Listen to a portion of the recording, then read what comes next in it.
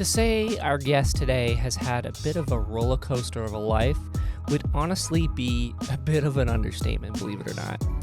Today's guest is Red, also known as Miss Red Venture, who is a Canadian-born, US-raised 30-something who uprooted her life in LA, working for one of the biggest media conglomerates in the world, to start over fresh back in Canada.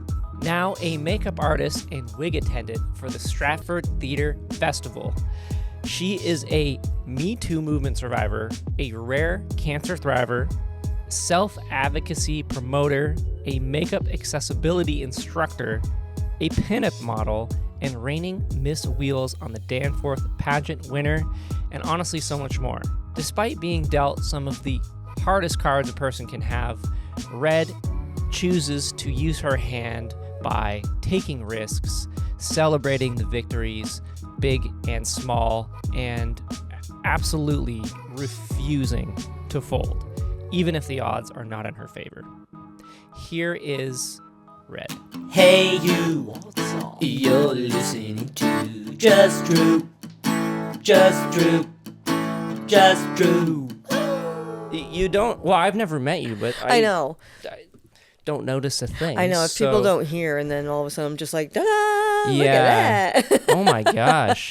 So they pulled from there to reconstruct the tongue. And what does it feel? What does your tongue currently feel like? It kind of feels like, so it's living tissue. Yeah. But it kind of feels like half my tongue is like almost like asleep, but without the pins. I see. So it just feels like a little numb. A little numb? Yeah. Was it hard to learn to pronounce again? I'm such a really weird random case. Yeah, because you weren't supposed to really. I wasn't supposed to be able to talk. From what you sent me. Yeah. You kind of baffled all the nurses. Yeah, I'm a weird case just to start with. Yeah. Because I'm not a smoker. I'm not a 70-year-old man. I'm like not their typical patient. So they were like, huh?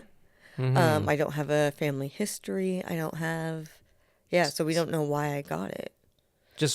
It just happened. It just happened. And like they literally said, sometimes it's just bad luck. And I was like, so how do I prevent this in the future? Because how do you stop bad luck? But something so specific as tongue. I know. Like there are obviously a lot of genetic cancers, but that doesn't sound like one. No. So it could be environmental. It could be something. There's no way to know. No. I mean, I'm part of research now to find out because we don't know. So the doctors you had they had that happen before personally? Did they treat anyone? Yeah, they've had people younger than me. Oh my God. Which not smokers, no precursors. Yeah, it's starting to happen to younger people, which is why they want to do so much research. Like they were like, the door barely closed on them telling me like my diagnosis, and the researchers were like, "Hey, could we get you to sign these and participate?" And I'm like, "Can you give me a moment? I just like got the news. Can I digest this first?" Yeah. Oh my God. So how long ago was this? I got my diagnosis opening night of my musical. I was on a photo shoot actually with Neil Graham. I don't know if you... I know Neil Graham. Yeah, he's great. Yeah, so we were doing this photo shoot for Pride Month. So we were doing initial photos ahead of time. Okay. And I was in the middle of doing makeup and some hair, and I got a call. So this was in May. In May? Yeah. Oh my God. Yeah, take a sip. Well, you said, your tongue's still kind of healing. I'm like, I was thinking this was a few years ago, maybe. Oh my gosh. My surgery was in July. So you just went through it. Mm-hmm. And I'm talking, and like that was the part that threw people off because they told me I was not going to be able to speak. And I'm someone I had so many plans of things I wanted to do with my voice. I'm big about advocacy and like using your voice for a purpose and helping others and articulating things that to suddenly be like, oh, okay, so now you're not going to be able to. And Like I was working with other voiceover artists who were like, okay, we'll like make you an AI voice because there's that technology now. I have a thing on my phone that I could like type and it would be my voice. It sounds very not me because it's just the voice is the same, but there's no inflection, and I'm such an inflection kind of person. The emotion's not there. Yeah. So then I woke up, I saw my parents, and I just went, Mom, and they were all like, the hell? After the surgery. Right after the surgery. Oh my gosh. Which is not like that whole area of the hospital is so quiet because we're what's making noise is recovering. Yeah. Yeah. It's a lot of coughing and a lot of like moans and stuff, but which it's hard too. And also I was the youngest there by quite a bit. Mm-hmm. And yeah, I kind of felt bad speaking because I knew other people couldn't. Mm-hmm. And I just felt like I was rubbing in their face to be so lucky to come out, and for whatever reason, like they did a phenomenal job with me. I mean, they removed up to about 40% and then rebuilt it all with my arm. And I have like, so I have this where they went in and reattached all the veins. And so with my, so this is the tongue, and then they took the veins from here too. Oh, wow. Yeah. Wow. Like just the capabilities to, right? Who figured that out? I don't know, because it's also fairly new. Like, I think before, like, within this decade, they would just cut it out and be like, good luck. Yeah, you're just going to have to go through your life with 60% of a tongue. Yeah. Oh, my gosh. And now they rebuilt it, and, like, I have a very dirty joke that my friend said. He was like, man, you're the only person I know who could give a hand job and a blow job at the same time. Yo. I was like, okay, that's dark as hell, but I also appreciate that. Well, the only reason there's dark humor is because there's dark things in this life. And how do you make light of it? Right. Right. So it's crazy. That's a great joke. I know. I'm like, if I get back into stand-up, I'm totally taking that. For sure. You've done stand-up? Yeah. So it piques my interest. Yeah. I love listening to it. The thought of doing it is terrifying. It's always terrifying. I mean, public speaking, I think more people fear that than like death. Yeah. Yeah. I used to, in school, when I would do projects, I would get that sort of tunnel vision you would see in the movies where the room stretches. It seems exaggerated, but it feels like that. Yeah. And I used to be terrified of getting up in front of the class. I don't blame you. Like, the funny thing about me is I was always more socially anxious, and I did theater from like a young age. I'm way more comfortable talking to a crowd because you don't see them. And they're not your direct peers. Right. They might be like, especially at that age, it was like, the parents of kids who are there like, all right, we're supporting this. And So I don't have to worry about impressing them. I don't have to worry about any of that. So it was just one of those, I got into, like, I'm comfortable public speaking in a weird way. Sometimes I get nervous more, like, going into a party where I don't know anybody. I'm like, really? Hey, like, who do I talk to here? Yeah. You don't want to stand in the corner. No. Yeah. And I'm not one of those people. So I and then I'm the person who makes like the weirdest like intro, like, hey, you want to see my arm? Like, now I do stuff like that. Yes. They're like, why? Hey, why not? Well, they don't know what I've been through. Yeah. So they're like, hey, want to see something fun? Yeah. What happened? Right. Well, I mean, that's quite the story. So I know. Wow, I'm so baffled by that. Not to linger on that, but just okay. Man, I couldn't even imagine just being told that and not really causing it. Yeah. Because you think chewing tobacco, even heavy alcohol use things. I think in my life I've probably had maybe 2 packs of cigarettes, which are like, no. Shouldn't do anything. No, it shouldn't. Yeah. So. Especially at that age. Maybe, you have a pack of cigarette every year for 50, 60 years. Yeah. Like, not. You started smoking when you were 5. Yeah. And then all of a sudden you hit like 80 and you're like, oh, something's up. And like, Yeah. Well, yeah. yeah. That makes sense. Right. But- So for me, that was, it just, I wasn't doing any tobacco products. I mean, every once in a while I'll smoke some weed, that sort of thing. But like, they're like, no, it's specifically like tobacco, like products in that. Like most, weed products don't like you, like. They don't have the same carcinogens. No. Yeah. So it was very odd. Huh. Yeah. And so now they're trying to do research, and you're one of many. Yeah. That they're, Well, not many because there's not a lot of us. Huh. How rare? This is rare. It's very rare. Very, very so rare. oral cancer as a family is actually a rare cancer. Something to pass through genetics. What are you saying? I don't even know. Or just in general. Just in general. I see. It's one of Okay. the rarest Okay. types of cancers to get. And then within that family, specifically tongue is like, what? Yeah. Because you'll have like jaw cancer or you'll have like something in the throat because they consider all of this oral.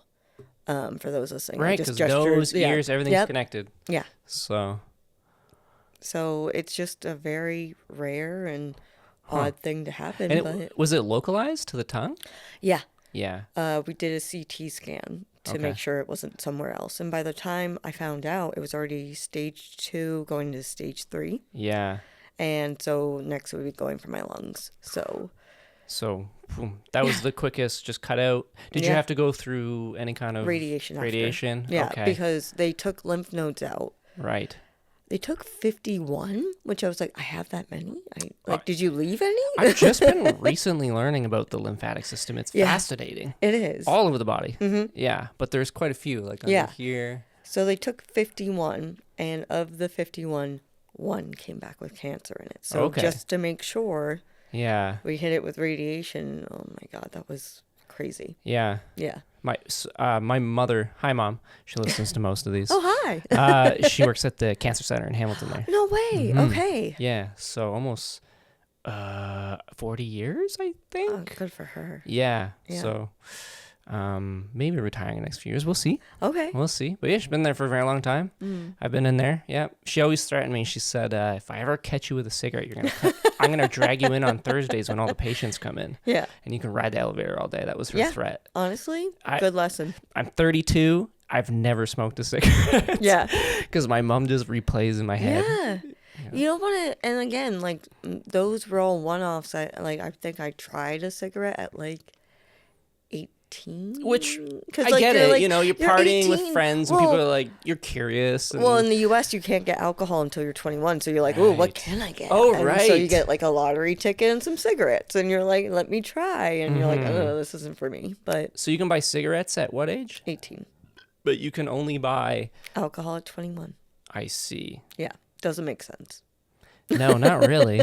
All things considered. And Right. then Like you can enlist in the army at 18. But you can go to God Quebec forbid. or I think Manitoba's 18 or Alberta's 18. Oh, really? Yeah, kind of. A couple other provinces have 18. yeah, Funny. I studied abroad over in Ireland. Ooh, I've always wanted to go there. It's really fun. Okay. The food is nothing to write home about. Okay. Like, it's very bland. Yes. Yeah.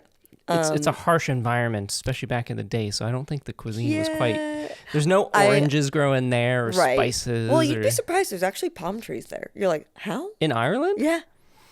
It's so weird. Yeah. Look it up. I Don't believe you. I'm gonna look. If we had Adam here, he'd be I know. searching it right He'd be now. Like, what palm trees? What?" Like, But I mean, know. we have palm trees in Dover, but I know they're Yeah. transplanted. So I think it must be something like that. But hey, never know. yeah, I mean, so when I was there, it just the food. Like I had friends from all over, so they all cooked, and so I was having like French food, and I was having like they would make Ooh. crepes, and they would make I had my friend who was from down south, and she would make like homemade mac and cheese, like the real like southern. Nice. Like, yeah. So it's not like meat pies and Guinness every day. No, I mean you could go to the pub and get that, but Yeah. even then, it was Yeah. just nothing really. But it's beautiful over there. Right. And I just picture green rolling hills. It it's looks literally like that. You're The like, Hobbit. oh, the postcards, they're here. Yeah. Oh, wow. Yeah. Yeah, I would love to go. I've been to England. I just never made it over to Ireland. Yeah. Not yet, at least. Yeah. I mean, it's so small. Like, I'm so used to small places because I grew up in Rhode Island that, like, I was like, oh, this place is big. And everyone was like, you can drive across the whole country in like 4 hours. Right? Oh, my gosh. Yeah. I don't actually know the size of it. Like, my brother lives in PI. You can pretty much drive across the island in a couple hours. Yeah. But Yeah. picture Ireland's probably a bit bigger than that. It's bigger, but not by a huge amount. Like, You don't realize. yeah. There's so many.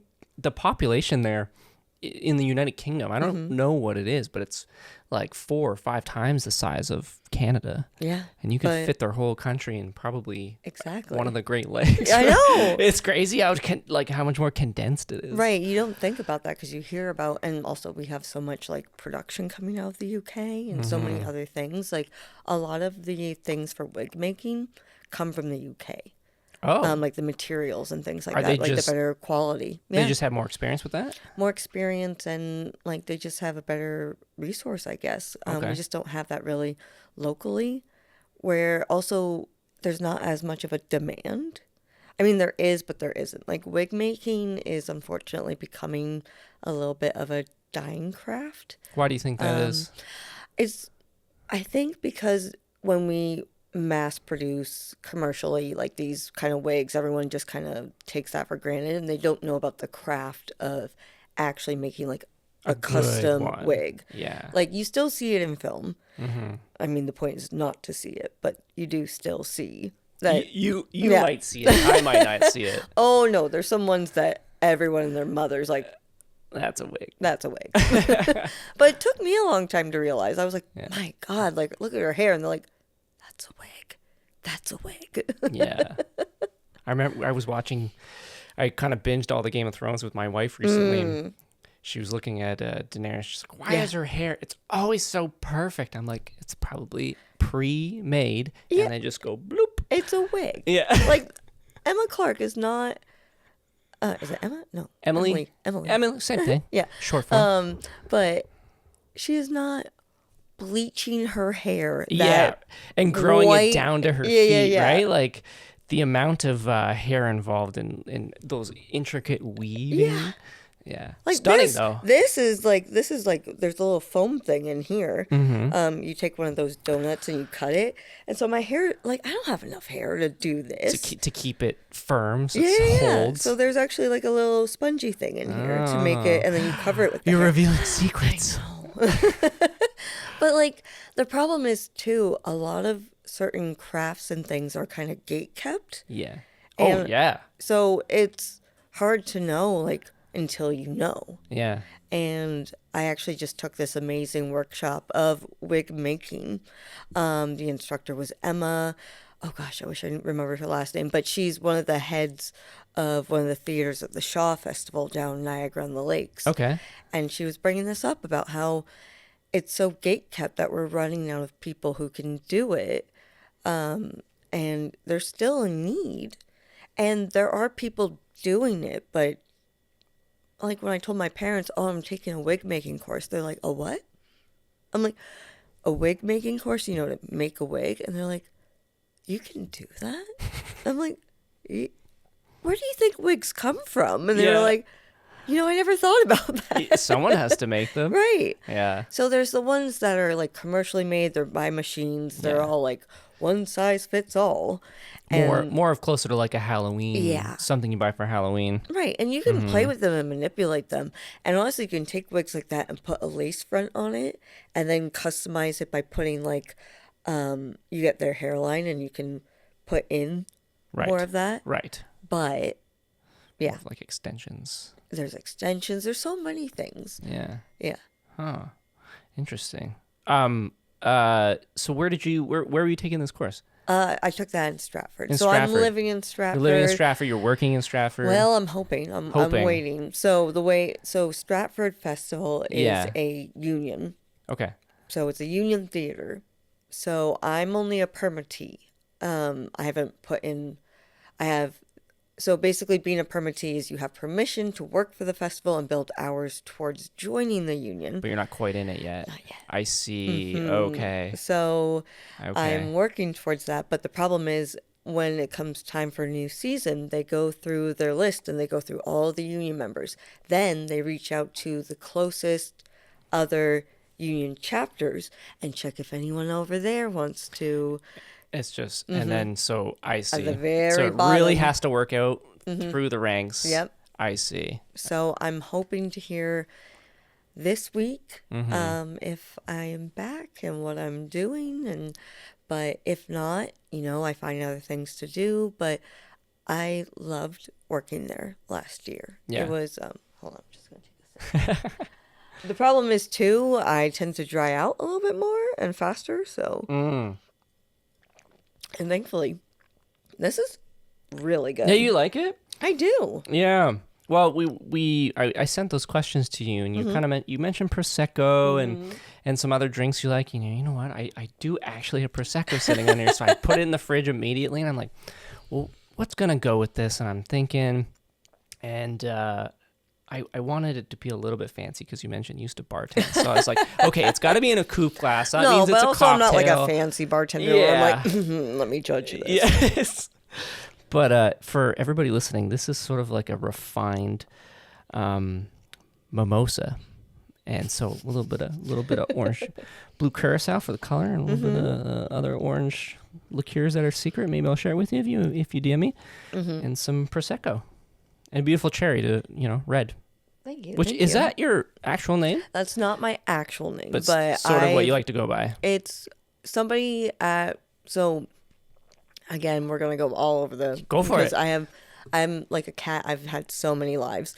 So while I was living in Los Angeles, I was working at a comedy club called Flappers, and one of the comedians there could not remember my name, so he would just be like, Red, hey, Red. Like he would just call me by my hair, because I was like the only redhead that was working that shift or something, and I just kind of liked it, and like a few people started calling me that. It's and cool. More and more, and then I'll let you in the secret. My real name is Mary, and so then when I was working at Sephora, you radio over, and there were so many Mary, Marie, blah blah blah. I was like, you can just call me Red, and they were like, oh my god, that's so much easier. So then professionally, I started being known as Red, and more people just started calling me Red, and my pinup name is Miss Red Venture. Then the pinup community knew me as Red. Also. Yeah, so might as well just go by Red. Yeah. So, that's cool. Yeah. I like it. Yeah, and it's funny because the only people I've met who are also called Red are typically men. Oh, really? Yeah. Okay. There's not a ton of us. I have met like maybe one or two other female Reds, but most of them like my friend's father-in-law, his name is Red, and he'll call me Little Red, and he's Big Red. And I see. Little Red, Big Red. Yeah. That's cute. That's cute. Just Drew. Yup. It's Stomy. Summer is right around the corner, and historically, that is when consumer spending spikes. Think patio season, events, beach days, weekend getaways, visits to wineries like Burning Kiln Winery. The list doesn't end. People are out, and they are buying. If you want to get your business in front of a loyal audience before they decide where to spend their money this summer, let's talk. The Just Drew podcast will give you long-form trust, local relevance, and real word-of-mouth advertising. Remember, this isn't a billboard, it's an endorsement. Let's make sure your business is a part of the summer conversation. Now, back to the scheduled programming. Yeah. No, that's cool. I also like Red Venture. Sounds like I was like, oh, I should name this cocktail. Red Venture sounds so cool. Like, thank you. I know cocktails are named after names, but I'm like, oh, this is it's kind of actually a joke because it was like it's a play on adventure, but by putting Miss in front of it, it actually becomes a misadventure. Which could be a great adventure. Right. And maybe things go wrong, and then there's another adventure because of the misadventure. Exactly. So, yeah. A little detour. Right, which I think if there's a way to sum up my life, detours galore would definitely be. Right. Jesus. Yeah. How do you just maybe I'll save that for later. Yeah. Yeah, that's a little bit I'm gonna ask you some deeper questions later. Absolutely. I know we kind of started hard with the whole cancer story. I know we went really just for it, but at the Yeah. same time, it comes up pretty It's naturally. It's part of your life now. Yeah, Yeah. I know, and like that's kind of it's a tough thing to kind of wrap your brain around too. Like, and again, I'm not even a year out from That's crazy. my diagnosis. That's crazy. Let alone in remission. And you're here talking on a podcast. I know. That's crazy. Yeah, that's my life. And you said that the Stratford Theater, they're very supportive of it, eh? You said sort of helped you through it all? Is crazy how supportive they were. Like I'll probably get a little emotional about it, but it's my first season. I don't expect anybody. Like I went through some stuff in my past, some trauma, and I worked for a major corporation. Oh boy, a certain one. Yeah. And basically, when I went through it, everybody turned their back on me.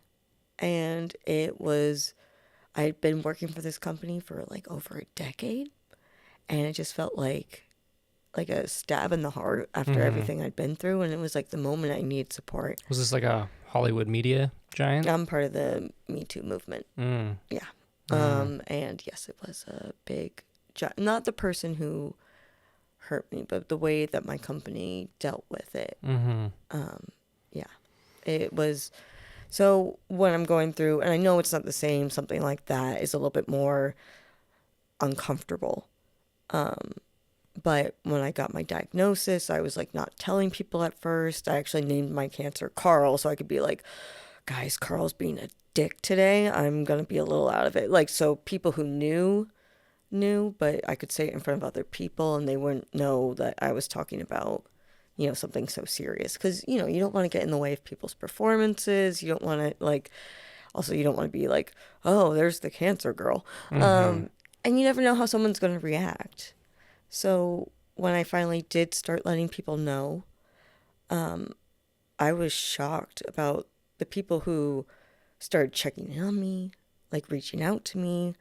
I did this big, it's kind of a joke, but when they told me, you're not going to be able to speak, I was like, well, am I going to be able to sing? And they were like, yeah, eventually. I'm like, oh, great, because I can't now. So that's perfect. And they were like, what? And so I said that as a joke to my boss. That's funny. Yeah. And she was like, oh my God, you should do like a karaoke night or something. I was like, yeah, let's do a karaoke night before I go out. Yeah. And so I got a big sheet cake from Sobeys with a giant tongue on it that everybody could cut into. And I opened it to whoever wanted to show up, but I'm like, I'm new. I've only been working with these people for like less than a year. And everyone's so busy and they're all like these, they're super talented people, like in all the departments. Who's gonna show up for, something like this? And all of a sudden, it was like my wig department, they all showed up and we're like, oh, okay. And we're just sitting at a table. And then all of a sudden, Graham Abbey, who's like, plays like the leads in like so many of the Shakespeare plays, and he just did Black Phone 2, and like he just walked in with his kids, and I'm like, what? And then like S.J. Hosey, who also like phenomenal singer, which also dick move. You guys can actually sing. The joke is that I can't sing. And now all these like actually trained like musical performers are all showing up and they're killing it. This performer, Jarrett Cody, he sang Celine Dion, hitting all her notes. And I'm like, what? Like, okay, you better cut my tongue out now because I can't compete with this. Like, what do you mean? And it was just so, and they're singing, they were like singing songs to me. Like Graham rewrote Sweet Caroline to Sweet Red. Oh, that's cute. And so he was singing that. And then I had like an inside joke with SJ, and she like sang to me like one of the Patsy Cline song. Yeah. She did sing Hopelessly Devoted to You too, but like, and we're just taking over this place and everyone's singing. You had like a private Stratford Union singing party. I was like, what is happening? Yeah. Aiden, I think his last name is Salazar. I'm so sorry, Aiden. But he terrible with sang names. Paul Simon, and that's like a big song for me and my dad. So we had a whole conversation about that. Like all different performers from different plays who also weren't working together. Like Graham and oh gosh, what's his? Oh, he's gonna kill me. Stephen Howe, amazing performer. He's so funny. He's just a very talented actor and very like, all right, guys, let's come together. Let's do this. He like showed up and the two of them sang a duet. Oh my God. And like, you're just like, what is happening? The community's there. Yeah. It's great. I was like, what? Like, Yeah.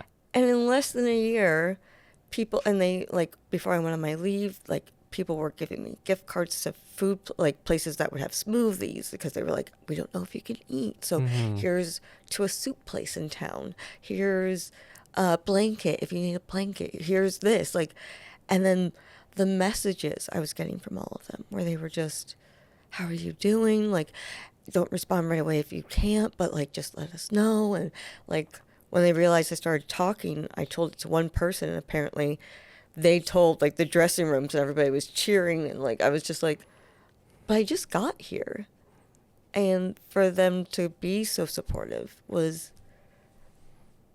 and especially after the other experience where it was so cold and I felt so alone, even though I'm sure they were just like, we're just being nice. Like, we're not like, you know, but the difference that makes for someone going through something so hard, like just having like one person checking in on you, being like, hey, are you okay? Like, oh my God, what a difference that makes. And, you know, and then so it really pushed me to want to come back, and I made it back before the season closed. And Unheard of. yeah, it was, they were like, are we doing this too long, or you can do that, or are you just that good? Yeah.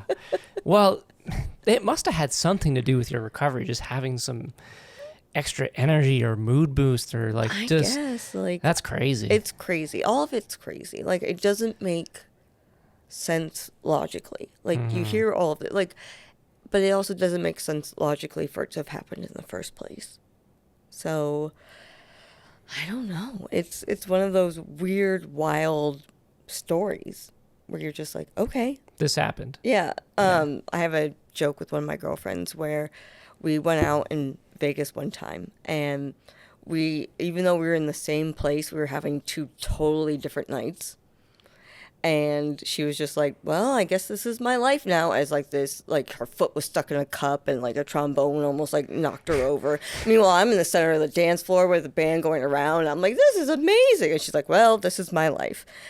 And I kind of use that as, well, this is my life now. And just kind of, instead of dwelling on that, oh my God, like, how do I, Why me? Why? And what can I do? How can I reverse this? How can I, like, it's like, okay, this is where we're at. What do we do now?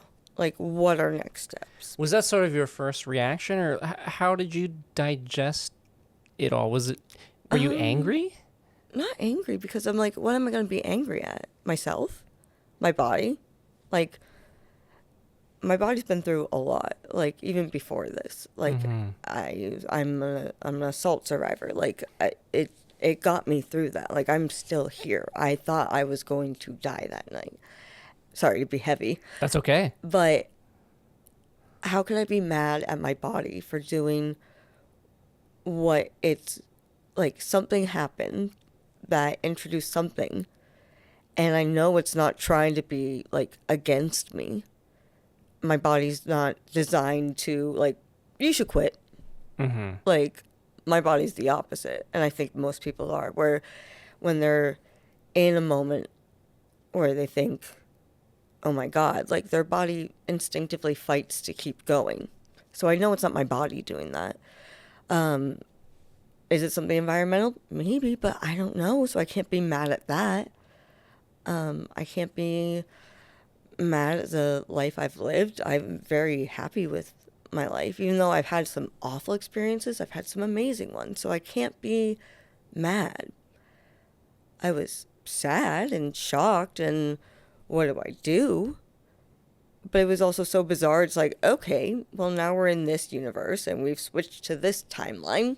So what do we do? These are the cards that were given, and it's like, what hand can I play? You Right. know? Like, And like, what is possible? What is, yeah. So it's not one of those, like, I think they talk about like the stages of grief. There wasn't any negotiating because you can't negotiate with cancer, unfortunately. There wasn't like the anger, maybe a little like, but again, what could I be mad at? Like, I could be mad at the cancer. Just frustrated at the situation, Yeah. maybe. Yeah. I was like, I worked so hard to get here. That's kind of where I was thinking the anger might come from. You know, you went through all this, and you have this new life. It's going well, and then bam. Yeah. But That also, happens. I think not because of it, because I'm not going to give someone who hurts other people that kind of credit. Yeah. But in spite of that, I've learned I'm stronger than people think. Stronger than you might have even Yeah, thought, yeah, right? yeah. Initially. Yeah. Because also I was like, I don't know, a lot of people think I'm a big old softie, and I like to be, and I like to be someone who's friendly and open, but I think a lot of people think kindness is weakness. Yeah. Oh, for sure. Yeah, and For sure. No. No. It takes a lot of effort to stay kind because there's a lot of negativity, there's a lot of shitty situations that happen, and it's easy to be like, fuck this, fuck the world, like, I'm doing my own thing, Yeah. deuces, like, I'm out. Like, it's so easy to be that way, but at the same Yeah. time, I know people are going through shit, and so why am I going to add to it? Why am I going to make it worse? And also, being negative, you have to sit with that. Yeah. You have to sit with being the negative person. And It's when going to you're weigh on you. Yeah. I would hope. Like, I'm sorry, Karens out there. Like, are you actually happy being the way that you are and being so... And again, there are some lovely Karens out there, so I'm sorry that they've been, like, reduced to this now. Yeah. Yeah. Yeah. I've been hearing that there's a new name, though. Well, there's a few out there. Yeah. Yeah. But colloquially, unfortunately, poor Karen. Yeah, that's the one that trended. Yeah. But I didn't want to go through the things I did and have to, like, be angry. Like, it's one thing to have the emotions and kind of sit with it, feel it, and move on. I didn't want to wallow in it and just stay there. Yeah, there's I don't think there's anything wrong with just visiting there for a little bit. Yeah. And trying to make sense of it There's all. a difference between, though, experiencing the emotions and moving through it and push it down. Yeah. Push it down. And like John Mulaney says, and then one day I'll die. And it's like, no, that's not a way to be. Like, you have to, like, there's a lot of emotions that come out of things like this. And it's hard. And I'm not saying like, oh, you have to go through it with grace and be poised, and hell no. Like, I had messy days. I had days where I was so frustrated. But again, frustration versus anger. I was so frustrated, like, and it was painful. Like, I had a tumor on my tongue, and it was positioned right next to my teeth. That's how I noticed it. I thought it was a canker sore. That's why I ignored it at first. And my initial doctor in Stratford misdiagnosed me. He said I bit my tongue. And I pushed back because I was like, no, this doesn't feel right. Like, I've bit my tongue before. And I think if it was going to last months of healing, I would remember biting my tongue that badly. Like, I'm not doing these wild and crazy things where it's like, oh man, I blacked out and bit my tongue so bad. Like, and it didn't start like that. It started as like a little, like, bump. And by then it was probably already stage 1. So I didn't know. Well, it's good that you pushed back. Yeah. I've heard so many stories about that. Yeah. Well, you also know your own body, right? And you sort of know what's normal and if something's up. But I also don't want to reduce, like, I trust doctors. I come from a family of, like, nurses and, like, people in the medical field. So I'm never going to be like, oh my God, don't listen to them. Like, you know best and blah, blah, blah. Like, no. But there's a difference between when you know something in your gut is being like, something's not adding up here. And unfortunately, it's like, at least in the US, I don't know if it's the same up here, but because, again, most of my life I spent in the US. But knowing that a lot of times doctors kind of dismiss female pain because we go through Extreme pains yeah, women and they're do like, in their life. yeah. Did it stop? No. Okay, cool. No co-host today, so I just want to make sure everything's Yeah, going. yeah. I don't get to see it all, so if we can pivot, if you don't mind. Yeah, I don't mind at all. So when did you get here? So you spent most of your life in this. Where were you born? Where did you grow up? Born here. Oh, you born here? Okay. Toronto. Born in Toronto, but grew up in. I moved when I was like 5 and moved down to Rhode Island. Okay. My mom's from there, so Okay. I was born to an American abroad. Even though she was married to my dad, she never gave up her U.S. citizenship. Is your dad Canadian? Yeah. I see. Okay. I So understand. we came up here, honestly, smart on my mom's part, because having 4 kids in 5 years would have bankrupted her in the U.S. But they were up here. My dad originally was a hockey player. He was, cool. yeah, he was drafted in the 70s to the St. Louis Blues, but he never went full pro. Okay. But he was a really good hockey player. Oh, that's cool. Yeah. That's a cool story. So he came down to play hockey in the U.S. Yeah. At the collegiate level, and he met my mom's brother, and then he met my mom's massive Irish family. And my mom was actually the last one he met, because he met all 6 brothers, the sister, and then my mom. Well, yeah, you have to intimidate him with all the. Yeah. all Well, the I don't brothers. know if he was like planning, like, I'm going to find my way into this family. He was probably like, dear God, I hope, like, they are crazy. And then he was like, shit, I fell in love with one of them. Yeah. Yeah. And so they came up here. She had me and my 3 siblings. And then my dad lost his job with Ontario Hydro. There was like a big layoff in like the 90s or something. And Okay. he took a buyout, and we all went down to the U.S. And I've been there, living there. I mean, I would come back and forth a lot. So, because my dad's family is all up here for the most part, and my mom's family is all in the U.S. And so I grew up in Rhode Island, specifically North Kingstown, Rhode Island, but Okay. most people don't really know that about Rhode Island because it's so small Yeah. that most people are like, their only point of reference is Family Guy, which honestly does a decent job. Like, Oh, really? Oh, you'll meet so many guys that sound just like Peter. And it's just like, and oh my God, like I have an aunt who sounds like Lois. Oh, really? Where she'll just like, oh, like Maya. Really? With the, I can't even mimic it. Oh, it's like, she had this voice that was like, so Paul and I, we get in the car. And I'd be like, oh, Lord. Like, yeah, it's almost like that Boston-ish. it's a Boston, New York mixture. Yeah, okay. And it's a little softer. Like, a lot of my relatives, so because my legal name's Mary, they would call me Mayor, but because they dropped that R, they're always like, "Hey, Mayor, how you doing?"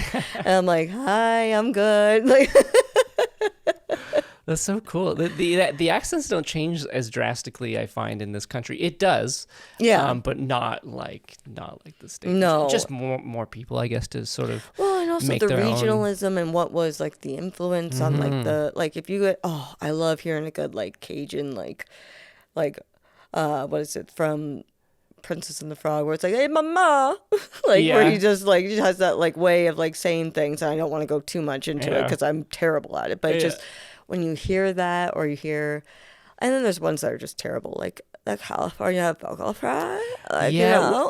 what do they call that? That has that Valley Girl. Valley Girl, Valley Girl. Yeah. and it does exist. I know people I- here who have that. Yeah, I don't know how they picked it up. I don't either. I have a cousin who has Picked it, up Valley and we were Girl. like, Yeah. "You grew up in Oakville. Where did this come Yeah. from?" I don't know if it's just media or social media Maybe. and just they sort of associate with that. I don't know. Yeah, but I'm fascinated by how speech patterns kind of develop. I had a speech impediment as a kid, so I've actually been through speech therapy before. really? And then I'm like, oh, well, I got yay this. for me. Wow. Yeah, I couldn't say R's as a kid, which I was like, I thought in Rhode Island that's normal. What? Yeah, right? So, but yeah, so grew up in Rhode Island, and then when I turned 18, I went to school on Long Island, which a lot of people think are the same place, and it's not. Long Island is part of New York. Yeah. Yeah. Geography is not a lot of people's strong suit in the U.S. No. No. No, definitely not. But, they're trying, hopefully. They're trying. Hopefully. I remember doing a U.S. map in high school, and someone labeled Maine as Canada, and I was just like, Oh, dear no. God. Oh, no. You think the entire country of Canada Is one state? is the state of Maine. Oh, boy. But, I mean, to be fair, I don't think a lot of Canadians can tell you where a lot of the states... They might know where New York is and California is and fair. Texas, maybe, and Yeah, Florida. but there's 50 of them. That's true. That's why it's a little harder That's to know true. exactly. Yeah. But I will say, yeah, it's a little easier when you only have 13 provinces to know, and I'm still learning a lot about where things are up here. Mm-hmm. And everything is so spread out. Yes. That's crazy to me. I think it's hard for people to fathom because I had a friend come here from Denmark to go to school, and he's like, oh, yeah, it's close to Toronto. I'll probably go there every weekend. But he didn't realize that London and Toronto are 3, sometimes 4 hours apart by bus. Mm-hmm. And be there every weekend. Oh. I've had English friends visit. Like, oh, yeah, we're going to go over to BC. And I'm like, how are you going to get there? Oh, we're going to drive. I'm like, that's 4 to 5 days, right? What? What do you mean? It's only Did they think so it was many Maine? provinces over. They just the expanse of it. It's just Yeah. hard to really fathom. It is, and Yeah. especially for people who, unfortunately, a lot of people don't leave Rhode Island once they go there. It's a very small town kind of mind. It's a beautiful place. I mean, now it's gonna be impossible to have weddings there because Taylor Swift's having hers there. And Is she? Mm-hmm. Well, she has a house there. Oh, in Rhode Island. Mm-hmm. Is it that big white one? Mm-hmm. Yeah. Okay. Yeah, right on the waterfront. Someone tried to paddleboard up to it. Really? Oh yeah. How'd that go? Not well for them. They get arrested? Yeah. Yeah. They're trying to trespass. Yeah. Yeah. There's some crazy people out there. Yeah. But yeah, she has a house there. Christopher Walken lives on Block Island, which is one of our islands off the coast. Is that what his accent is? No. What is that? I don't know what that is. Wow. I Yeah. don't I don't know how that develops. I wasn't sure if that was some kind of New York. No, I would guess more New York. I think he's a New Yorker. I think so. He started as I could be wrong, but I'm pretty sure he dropped out of the same university I went to. Obviously not the same time, but and he was a dance major. This makes sense. Yeah. Because especially with the Fatboy Slim music video. Yes, and I was like, wow, he can actually dance. I think he was a trained dancer. Makes sense. And he was going to Hofstra. I could be wrong, because I think it was him and I think Francis Ford Coppola maybe went to Hofstra too. Is Hofstra a known school? It's a good film school. Okay. Yeah. I studied TV and video production, less of film. Still did some film classes in tandem with it. And then I was also an English major and a theater minor. Oh, wow. Yeah, I didn't sleep. Wow. But I just thought, I love theater, but everyone and their mother was like, okay, you love theater. Well, what are you going to do to actually pay your bills? Mm-hmm. It was very much that mindset. You can't actually work in theater. You have to find other ways to... That was my situation as well. Yeah. I had no connections to the industry. My parents didn't know anything about it, and they just didn't understand how to make money. It's do you live in Hollywood or Vancouver? No? Okay, well, too bad. Yeah, right? that's what they tell you. Yeah. And then you kind of find your way, and I just got so lucky getting to Stratford because it was wait, I shouldn't say this on the podcast because I'm like, you're paying me to do something I would do for free. But like, no. Still pay me, please. Please hire me back. I think that's please the pay me. mindset of a lot of people. It's a gruesome industry. Like I would say, I've never been in a theater production, but I can only imagine what that schedule might look like. The schedules are a little crazy. Like especially, so what we have is like a track. That's what we call kind of like your position, and it's like the path that you take during the show. So it could be, your track is just, I'm only going to focus on this part of the stage, or I'm only going to follow like this wig, or I'm only, and they just kind of work it out to however it makes the most sense. And a track will typically get you, like you have one, if you're on a musical, you're working 20 to 25 hours a week just on the show itself, and then you're doing show maintenance and stuff like that for your wigs. Yeah. So you're typically working an additional, 10 hours, I think. Okay. But then you get 2 tracks, and then suddenly you're almost doing like 60 hours. Yeah. Or you're like me, who worked 3 shows last season, and was having to I had to cut out doing maintenance because you physically can't do that many hours and have it be legal. Yeah. So and is it like a livable wage type situation? Okay, so that's good. yeah, That's really good. Well, because it's a union, so Right. the pay is, for me, I think it's great, but at the same time, knowing the skills and stuff, and I'm just a permittee. Yeah. And I was also making minimum wage at Sephora, so now I'm making almost twice that, I think it's safe to say. That's So, great. Yeah. Yeah. And there's a lot of obviously like structure to a union. Yeah. And they protect you with hours Right. and all that kind of stuff. So And like my job was protected when I left, so if I was able to come back, they were like, you still have it. And so I was like, see, I did a lot of directing and producing, and there's no union. No. There's a camera union. There's grip and lighting, but there's guilds. Yeah. But they're a little different. Yeah. Yeah. So it's, and so we are IATSE. Oh, you are? Oh, yeah, right. That's right. Yeah, but it's all the different, same. I think I'm trying to remember the number. I originally I was trying to get into 667, which is Okay. cameras. So, but I just got involved with this director, and I kind of fell in love with editing and just getting projects off the ground. So, yeah. I like to touch every part of the production. Same. Yeah, I couldn't imagine just focusing on one. I don't have it in me. Well, the cool thing too was, with theater, there is, especially in community theater, there is a lot of wearing of other hats. Yeah. So I've been like a stage manager. I've been thrown on stage. I've built sets. I did that's spotlight. cool. Yeah. See, I love that stuff. I want to see it all. I know. What makes all of it come together. Right. And now like there's like people doing all the different things. But like I remember when I was, again, younger, doing like community theater, my parents came to support me. I was like, I'm not in the show. And they're like, we know. And one of our characters is about to have like their monologue. So I turned on the spotlight, and then my parents, because nothing's happening, but they knew I was doing the spotlight. So they started clapping in the middle of the show, like trying to support me. I'm like, Jesus. Yeah.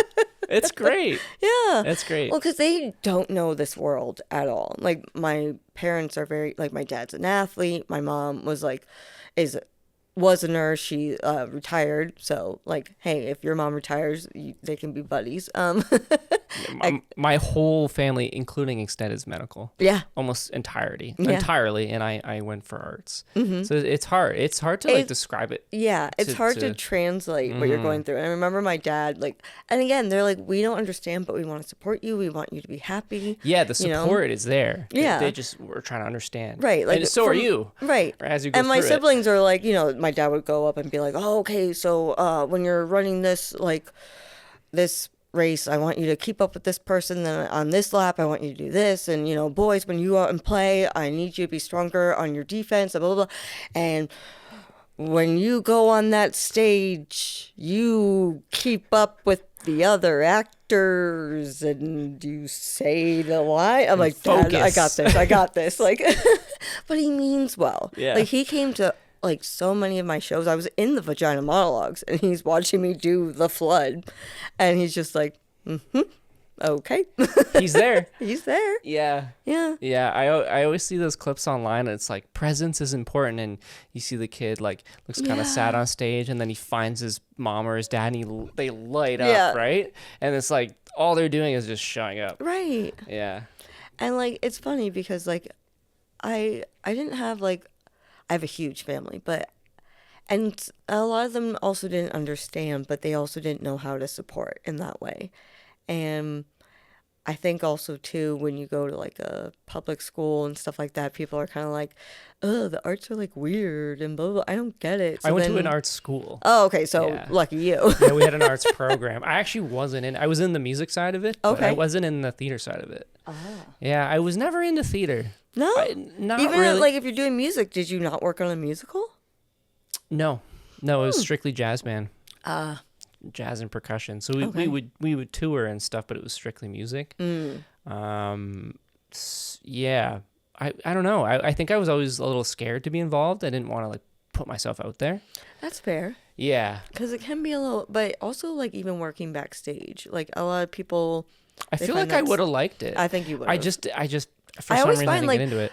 I feel like creative types can find an area in theater. Like you want to work on props, you want to work on scene, like building the sets. Even that, you know, and you learn skills from that. Like my sister to this day is like, you assemble furniture better than even my husband, because I'm used to building flats and I have to make sure everything's secure, because we did Once Upon a Mattress and a girl was literally so high up flopping around pretending like she can't sleep on a mattress.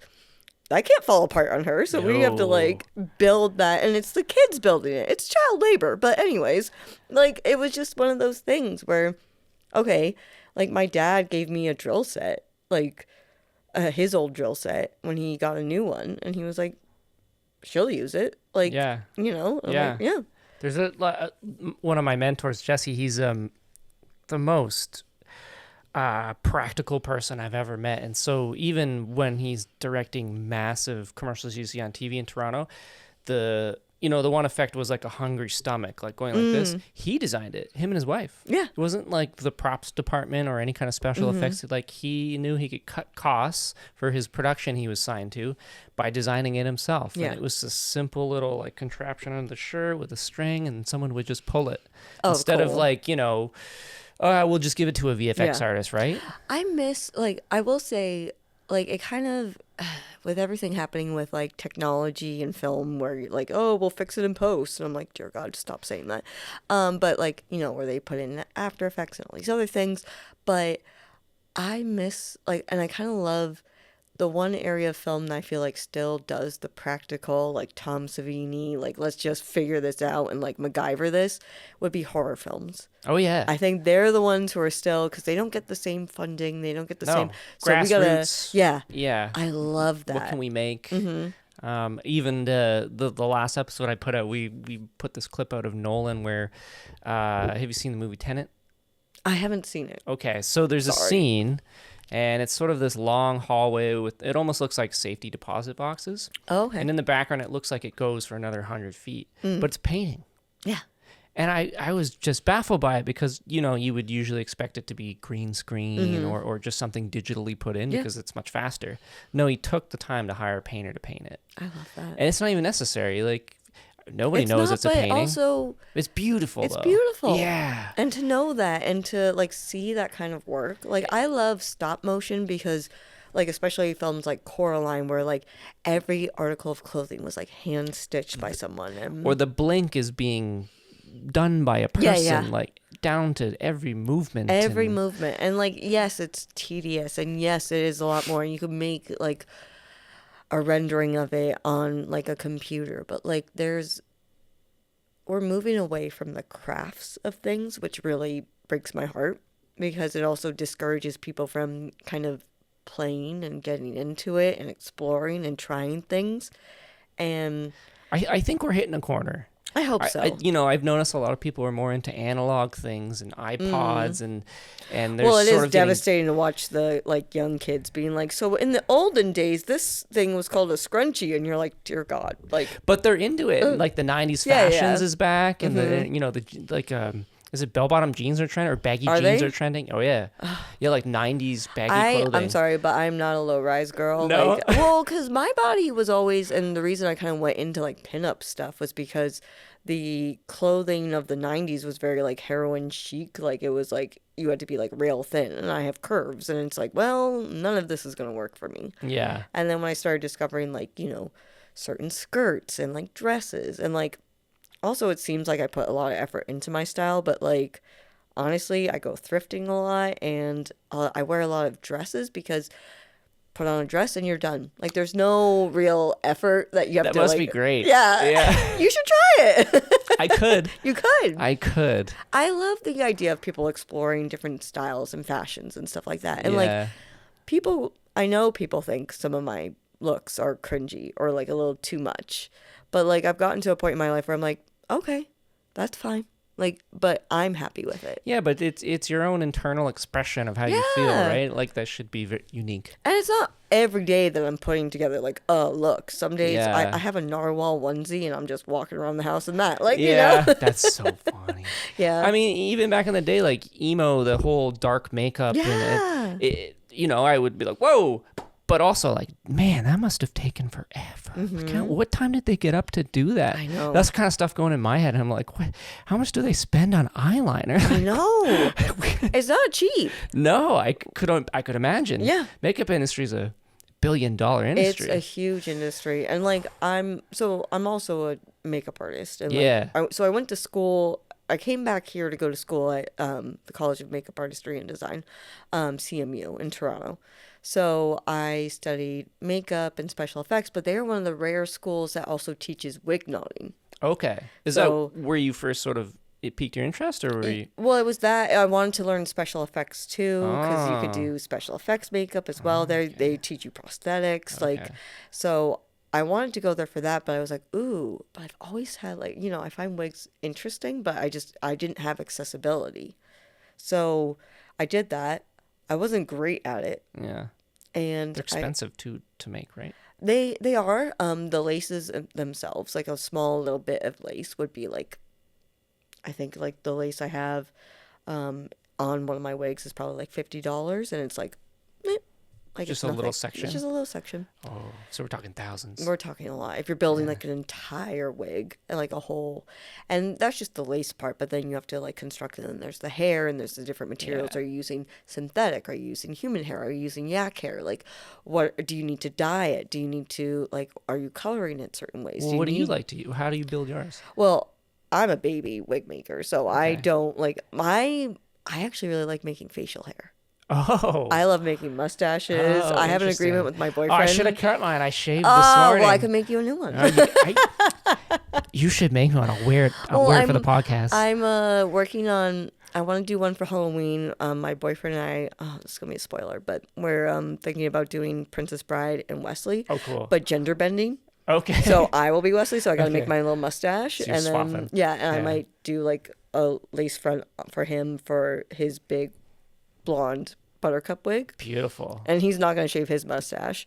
Yeah, just keep it. Yeah, And roll he's with got it. a beautiful mustache. Like, I'm not normally into guys with mustaches, but he's got this really great mustache. And I'm Yeah. just like, I'm going to make your mustache for myself. And he was like, okay. And he's like, I support it, whatever you want to do. Like, and that's what I kind of love about him. He's just so, like, if that's what you want to do, go for it. Mm-hmm. I'm like, would you still kiss me? And he's like, I will make an exception. I don't normally kiss those with a huge mustache like that, but you know what? I love you. And Yeah. Yeah. I Yeah. can see that. yeah, because he's being got like interesting. he's got a full mustache. Like, it's not Mm-hmm. like one, like, it's like a good, like, and he styles it. I'm like, damn, okay. I like one of those, huh? Yeah, but- but it's well kept. Right. Right. And that's the other thing too. Styling a mustache is really fun. You need to use like certain special tools, which Mm-hmm.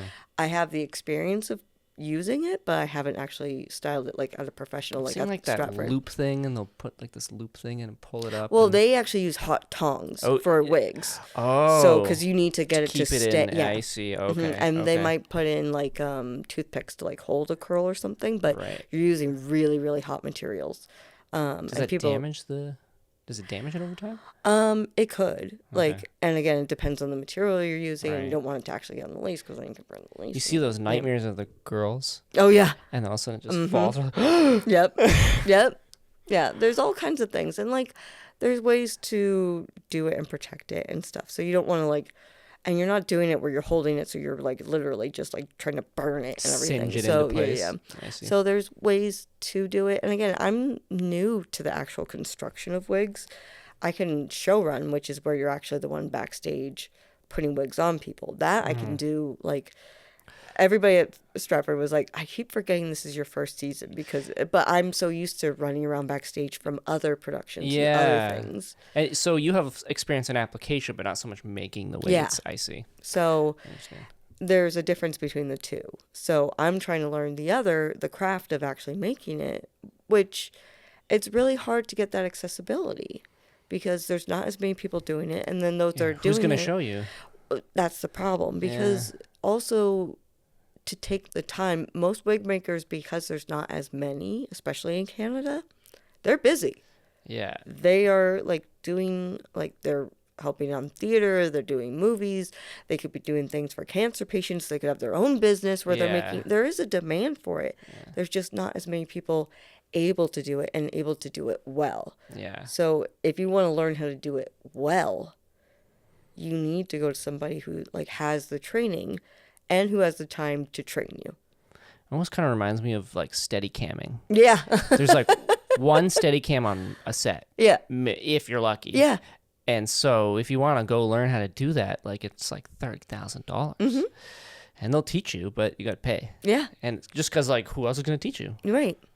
Like, our course was $700 for 4 days. Okay. Which is, but again, it's very top level. Like, you're not actually building a wig from scratch. You're learning knotting. You're learning, like, the fundamentals. Yeah. Yeah. Some introduction into it. Right. And, like, I the see. tools you need and, like, the different stuff. Because I can actually, hold on. Yeah.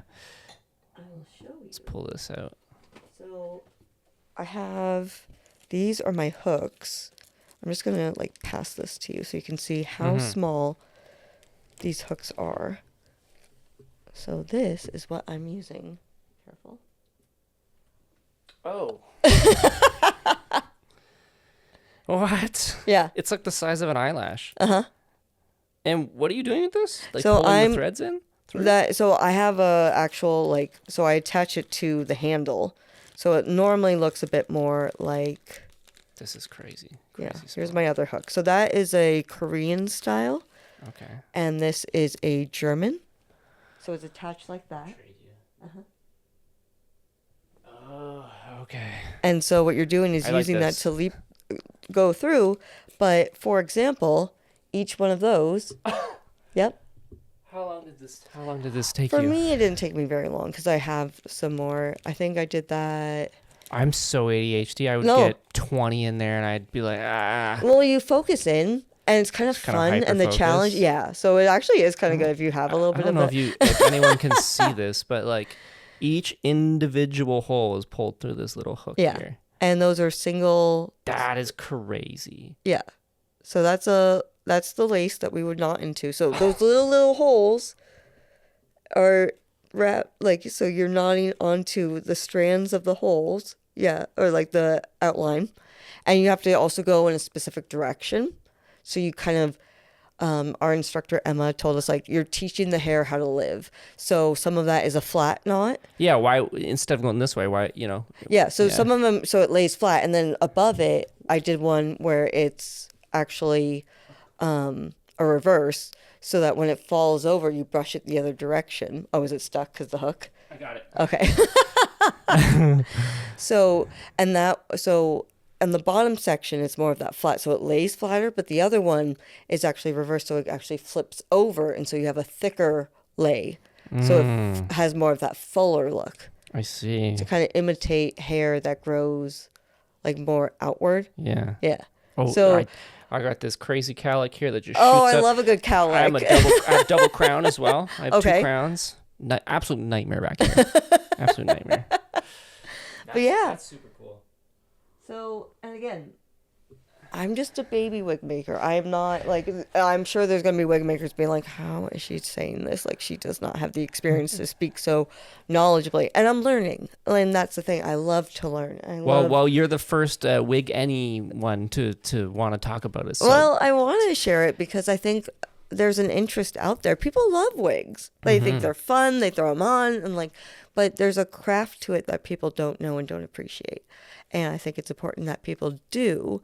I know, hopefully, this is going to reach the ears of some of the wig makers I know, and they're going to be like, yay, because, like, we don't see them either.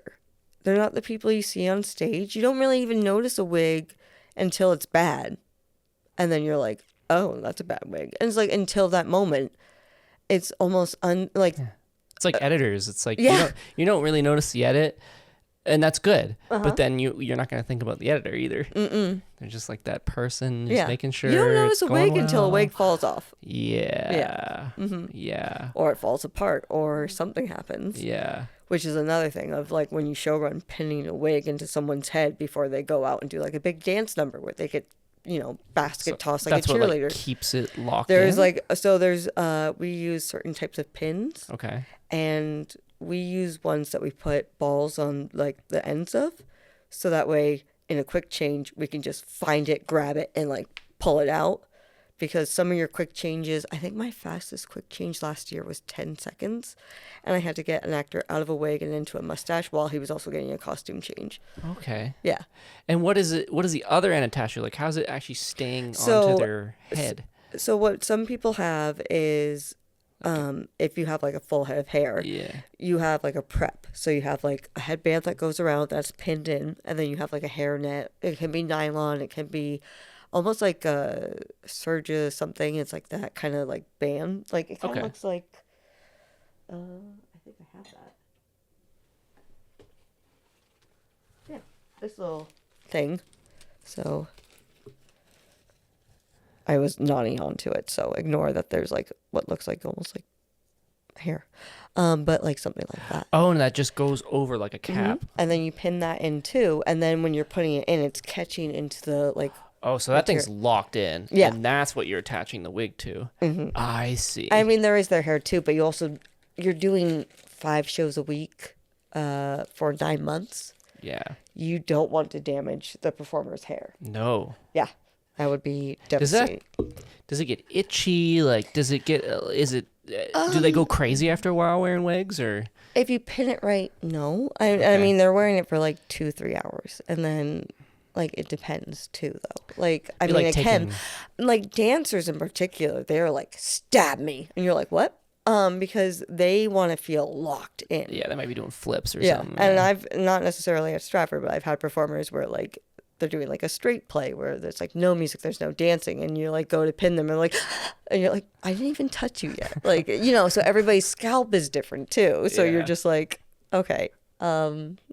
The dancers are like, just take a nail. They're like, just jam it in there. Like, I had this one performer. She was always just like, oh, yeah, that's a good one. I was like, I'm so sorry. She's like, no, that was good. Oh, my gosh. Because they just want to feel the security because they are focusing. Dancers at that level are like athletes. They are like, they go through crazy stuff. Like, they're doing backflips. They're doing like, I had dancers who like they had like a full like wig going down like past their shoulders, and then they're dipped down and have to hold a pose upside down. You're praying to God, like, did I pin that right? Because if I didn't, that's about to just go pop, and like and if it stays, nobody knows it was you, right? Nobody knows. Nobody knows that was a thing. And like the other thing too is like some of the wigs are the same color as the actual performer's hair. So people don't even know. They just think, oh, wow, you styled their hair real quick. No, that's a wig. Last year, I think our performers had about, like our ensemble had like 4 or 5, maybe 6 wigs each that they're changing in and out of, in and out of, in and out in one play? Yeah. Oh, my gosh. Yeah. Oh, my gosh. Are you ever stressed? What was your very first play like? You must have been. I would be freaking out. Like at this level? Yeah. I was just so excited. Like, yeah. Just excitement. Well, because I'm an ex-theater kid. I was like, I'm home. Right. You're kind of used to that atmosphere and the speed and pressure. Just Drew. Before we wrap it up, I just want to say thank you for listening to this episode and to the Just Drew podcasts. I really enjoy bringing interesting guests to you, great conversations, and amazing stories from Norfolk and beyond. If you enjoy the show, the best way to support it is to follow and subscribe wherever you listen to it. So that means Spotify, YouTube, Instagram. Every comment, every share, like, subscription really genuinely helps the podcast grow so I can continue to bring you some amazing guests. Anyways, I just want to say thank you and back to the episode. And I also come from the TV world where there's so much high pressure. And like, again, I was working for one of the biggest, like I was helping with content that you put it up and within like a minute, 100,000 people have seen it. That's crazy. Right. And you're just like, What okay. were you doing makeup and things like that? No, I was doing that on the side just for fun. Right. But like, I wasn't, like my job was a very corporate, I was what you call a nonlinear programmer, which was managing content going anywhere besides live TV. I see. So marketing in a way. Oh, it is very much. And one of my big things is going to give away who it is. But if you go to Disney Plus and you press info on episodes and stuff, I used to write that. Oh, okay. So you would never see my name, but you would see like descriptions. That's you putting that together. Yeah. Oh, that's cool. Yeah. So like, that's cool. We did a project where we were releasing Adventures in Babysitting, the Disney Channel original movie with Sabrina Carpenter and I forget who else was in it, but basically we were re-releasing digitally the other 99 Disney Channel original movies. So I had to help write the descriptions for all of those, all of the other ones. So, but it was so fun. It was like Smart House, Halloween Town. And you just like watch them, obviously. Well, it was, you would get a summary, and the good thing was like I basically knew all of them. So like, and it was funny because when they did Girl Meets World, I remember sitting in one of the rooms.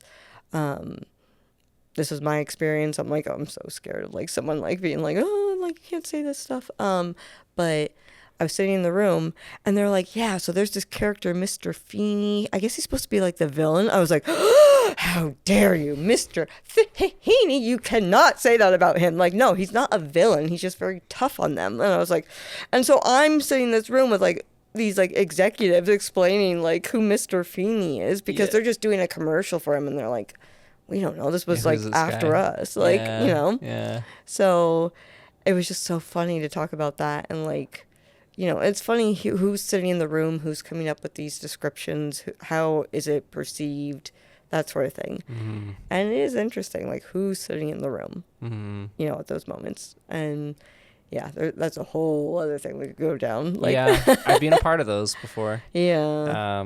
It's cool to see the whole process and like who has influence. And is it good influence? Is it bad? Right. And also, should the 40-year-old white man really be giving his opinion about the Hispanic princess? Yeah. Like, yeah. Should he? Like, the thing is, they've been put into this position of responsibility, and he's expected to make the company money. So it's like, right. A lot of the time it's just they're not thinking about anything else. But is this going to make money, or is it not going to make money? Mm-hmm. Which I get it. It's a capitalistic society. It's a business. It's there to make money, but at the same time, it's also culture. Yeah. Right. And it's tough. Right, especially because you're trying to have representation, and like it's so key to have visibility and like to see like we could go into the whole Bad Bunny, seeing someone who is American, he's Puerto Rican, on that level speaking Spanish, like the whole concert. You don't need, I speak a little Spanish, but I don't know it well enough to know everything he was saying, but you can see and you can hear and you can get what's happening. I've been listening to all his music. I know. I don't speak any Spanish. Right. Dos cerveza, por favor. That's what I know. That's what I know. See? You know, that's the extent. And I'm just, cranking Bad Bunny tunes. I'm like, this guy is great. Right. Music is like, you don't need a language with music. You can have strictly instrumental. You don't even need lyrics for music. So especially when you hear that Latin beat too. It's just, your body just wants to. You can't help it. You just start going like this. And it impacts everybody. I feel like you don't have a soul if you can hear that music and just sit there and not be like, yeah. I'm a tall white boy, but I love a Latin beat, Right. And that's the beauty of music. But to say for a long time, people, and there are people who are still upset about it, but to see that that's possible, that you can be Spanish speaking and be at that level and performing, and people are celebrating and having an amazing time, way better than that other concert that was happening at the same time. My God. And to see that and know it's possible. The visibility is key. You need to see that.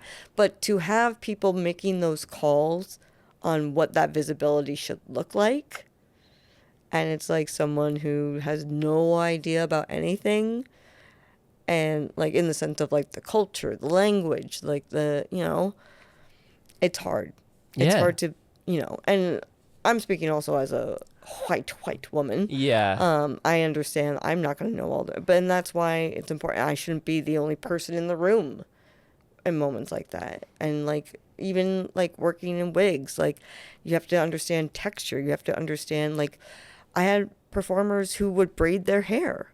And so how do you work with braids when putting a wig on? There's different kinds of hair, right? Yeah. There different texture, ethnicities have different types of hair. And not even just ethnicity. Even within the same ethnicity, you can have so many different hair types. Yeah. So you have to be open to learning and adjusting, and because everybody deserves a chance on that stage. Everybody deserves a chance to be seen, because what you're doing is showing other people you have the ability to be here too.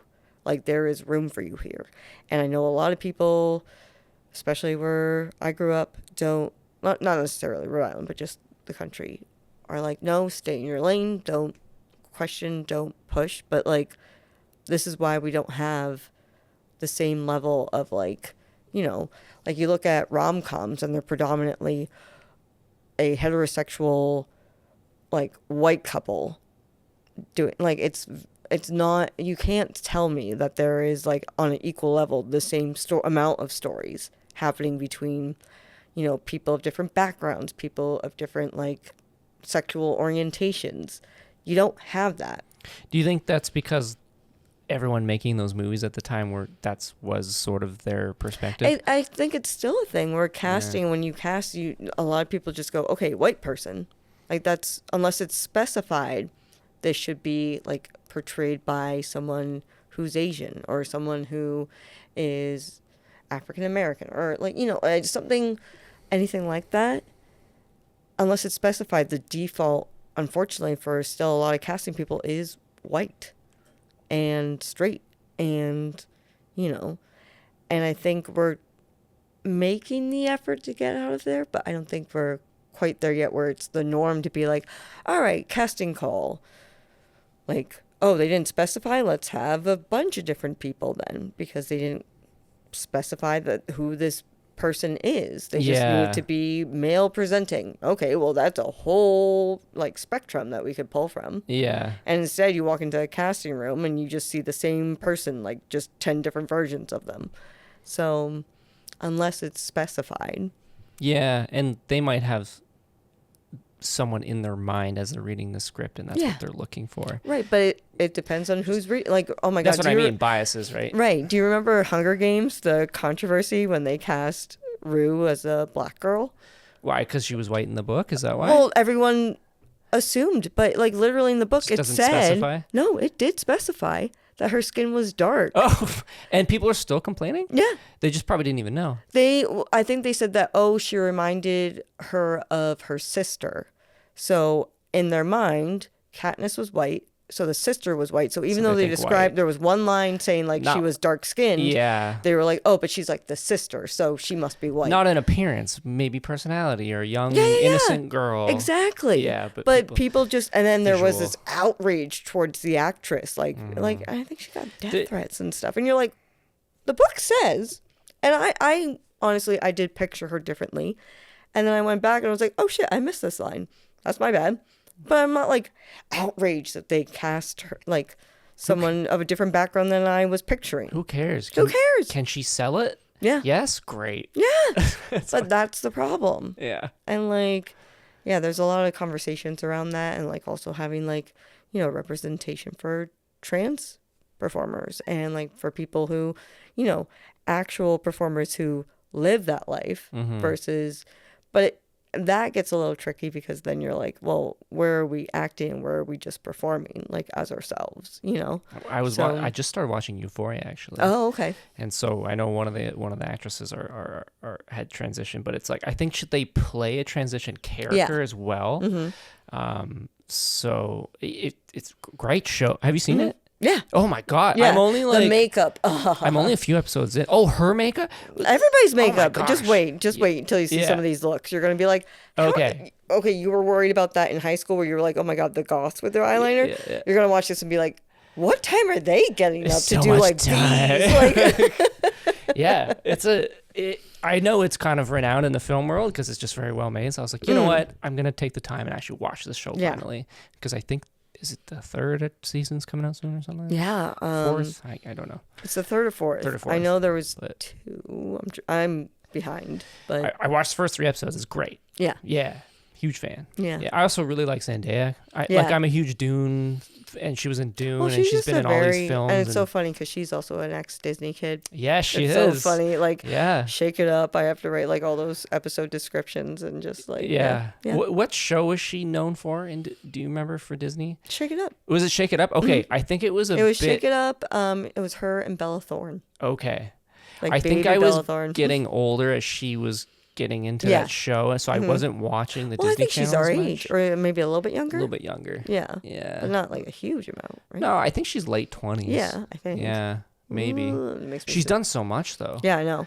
Like and I remember Villeneuve was talking about her on set, and she would come to all of the takes where she wasn't even in it. Like she would just come on her days off to watch him work, watch him direct and stuff. Oh. And so I remember him in an interview. He's like, "Oh, she's like Zendaya's a different. Like can see her producing and making films, Yeah. and not just acting. Oh yeah, she's definitely super very talented girl. long-term focused. Oh, yeah. Like she just like she's like, I'm not going to be this one thing. I'm not Yeah. going to play this one character. I'm not going to be, because if you look at her, like IMDb, her roles that she's done are All over the so yeah. In some she's like the sarcastic like tomboy, and then others she's like I think she plays a lot of strong people because she comes across so strong. But because I'm trying to think of the last time She she's has a played very confident aura yeah. about her. I would love to see her though do a little bit more of like a gentle, like kind of like, I don't want to be like demure, very mindful, but like, you know, just something, because that I think would be different for her because she is so strong in her performances, but in very different ways. Yeah. So, I mean, but she's crazy talented. So, Yeah. Oh yeah. Are you into acting as well? I'm into it. Like I did a little acting. I would love to do voice acting if this all goes well. You know, I'm still healing up and everything, but like, yeah, I like seeing performers, and I like seeing like what they can do, and like, you know, there's people who just disappear into roles that I'm just always like, Gary Oldman, I will always be Gary impressed. Oldman He can do is not not human. level. No, like There's he can do anything, and he Daniel just Day-Lewis. melts in. Yeah, There's Daniel only a Day-Lewis few though up is a there. very like He's a little over the top. yeah, a little bit. Yeah. I mean, the whole, which again is some people's technique, but Yes. like his whole method acting just gets a Well, little... it's like there's really good actors that I like, and the movies are great, but I know they can be a bit of a brute on set. Yeah. Unfortunately. Yeah. Like sadly for me, like I grew up with Shia LaBeouf Disney Channel, yep. Even Stevens, Holes. I ran into him in LA. Really? Yeah, it's actually kind of a funny story. He seems like a very polite, nice guy, but then you hear these nightmare stories of him just being abusive, which sucks. Yeah. Uh, And it's hard too, because also I do empathize a lot more with actors who started as children, because especially the way some of the industry just kind of chews them and spits them out. Yeah, as a commodity more so. Yeah. And it's hard, and like trying to find yourself within that when everyone's telling you to look a certain way, behave a certain way, and like don't do this and be this, and you know. Yeah, and even the parents taking advantage of them and taking the money. Like there are some parents who are good about their kids. I will say I remember the family of Cameron Boyce.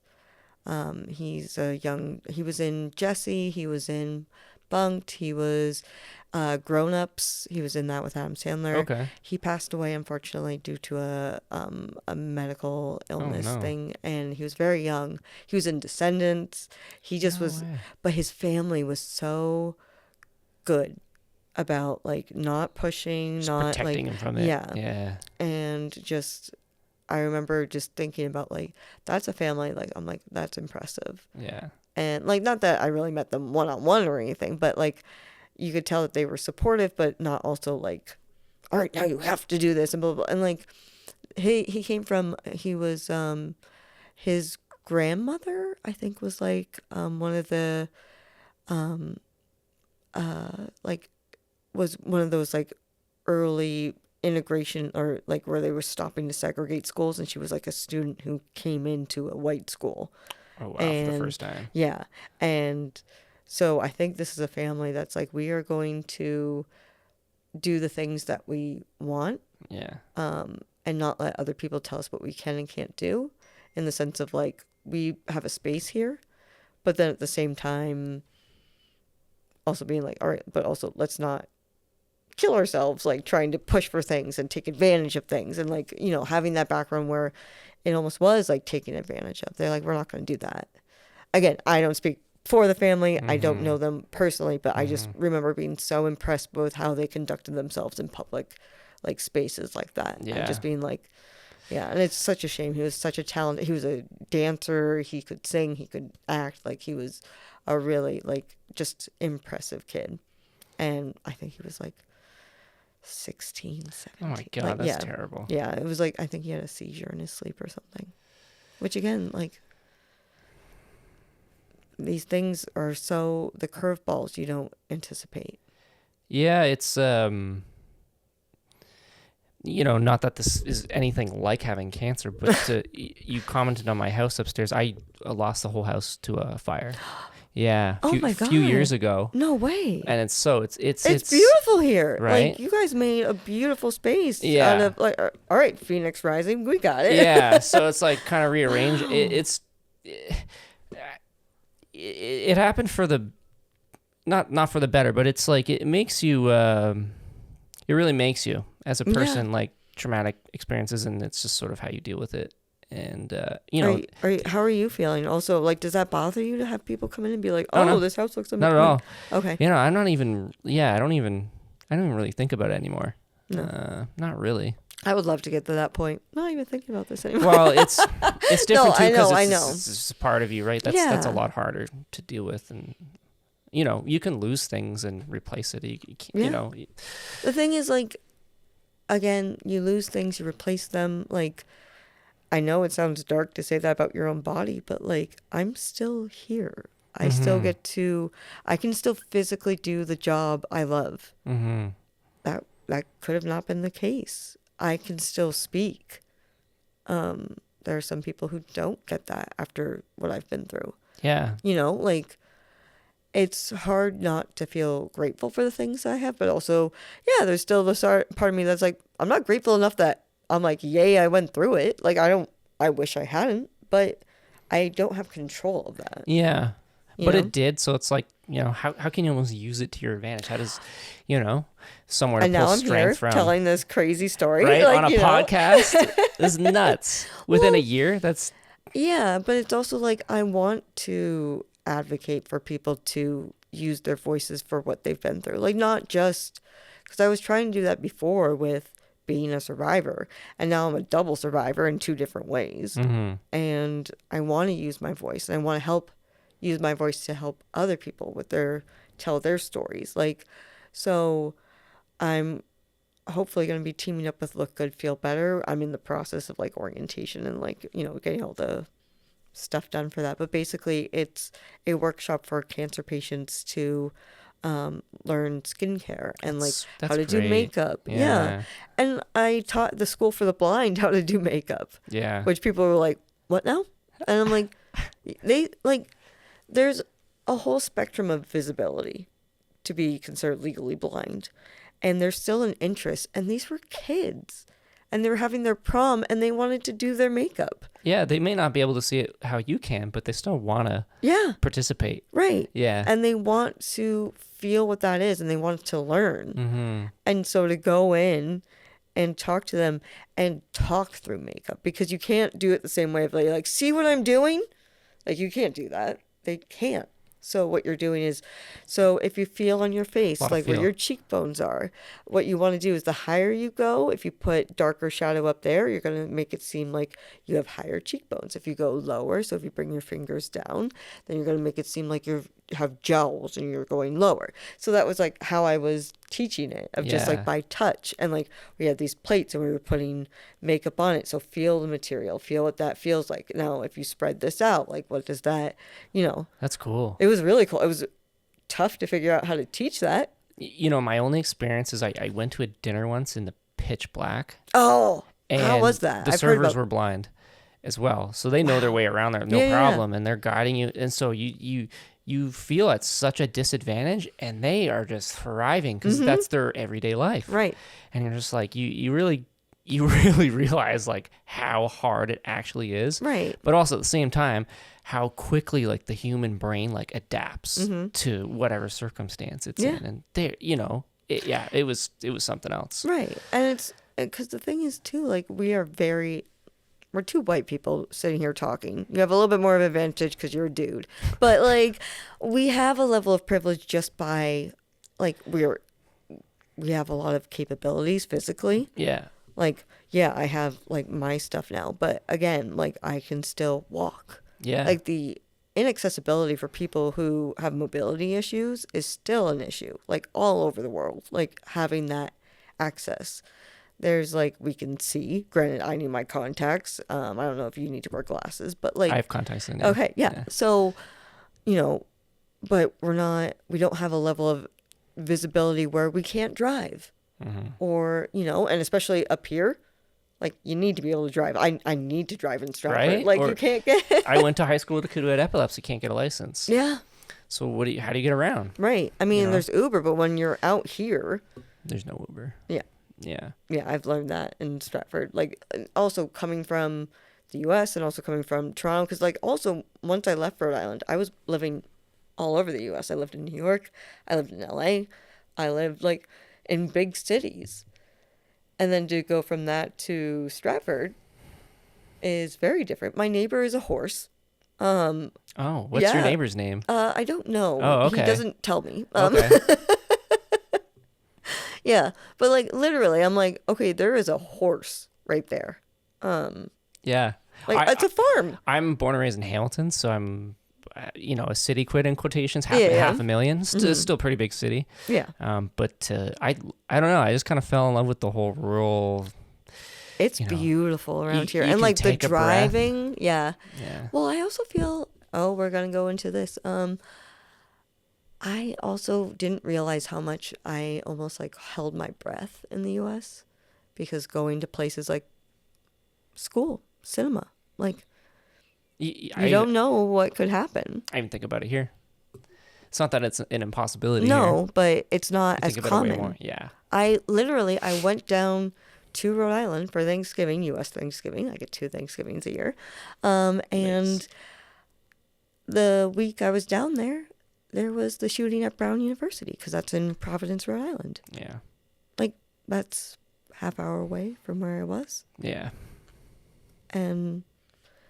like that, it's so, And it's it's really frustrating that we're still at a point of being like thoughts and prayers. Like, at what point is it enough? And I don't know what that is. And also not to go into that whole area because I know it's tough to talk about that. But it's also like coming up here and being like, wow, I'm not, like, I had a couple occasions where like I was at Sephora and one of my boss was like, oh, just to let you know, there's protesters. So if you just want to make sure, I'm like, oh, do you think someone's carrying? And she was like, what? No, they just might get what is wrong with you? And I was like, we're not in the U.S. I got it. I got it. I'm so sorry. Like, this is not common. Like, I was like, oh, okay, so we should be like maybe using a back entrance because someone could be carrying. Yeah. And she just was like looking at me like, are you okay? And I'm like, apparently not. Yeah. Again, because I haven't experienced that, thankfully. But it's a very real possibility. You just have it tucked in the back of your head and you're looking around places in a certain way, but you don't really think about it until all of a sudden you are. Yeah. Well, it's also not baked into like our legislation and culture. Yeah. You know, I get both sides, but yeah. I'm not saying like we should be completely like, but I don't think we need an arsenal. No, you our don't. Own personal. I don't think you need an AR. No, like a machine gun. Like you Again, just like I get having a shotgun. Like people have shotguns up here, like farmers and stuff like that. Yeah. Like duck hunters. Yeah, I'm very into it. Like I don't hunt myself, but like I've been out photographing and things like that, and I like eating game meat and stuff, and it's. You know, people, unless you're vegetarian, they're like, oh, how could you do that? I'm like, well, here you are buying bacon at the store. Like, what kind of life did that animal live, right? A much worse life than this duck. Yeah. So, I don't know. Yeah, it's hard, too, because, again, there's always going to be different opinions about it. And so, but to the point where we're not addressing mental illness, and there's so much access. That's the thing about it. It's the twofold of the two. It's people with mental illness, usually. Yeah. I don't think anybody in their right mind is doing that.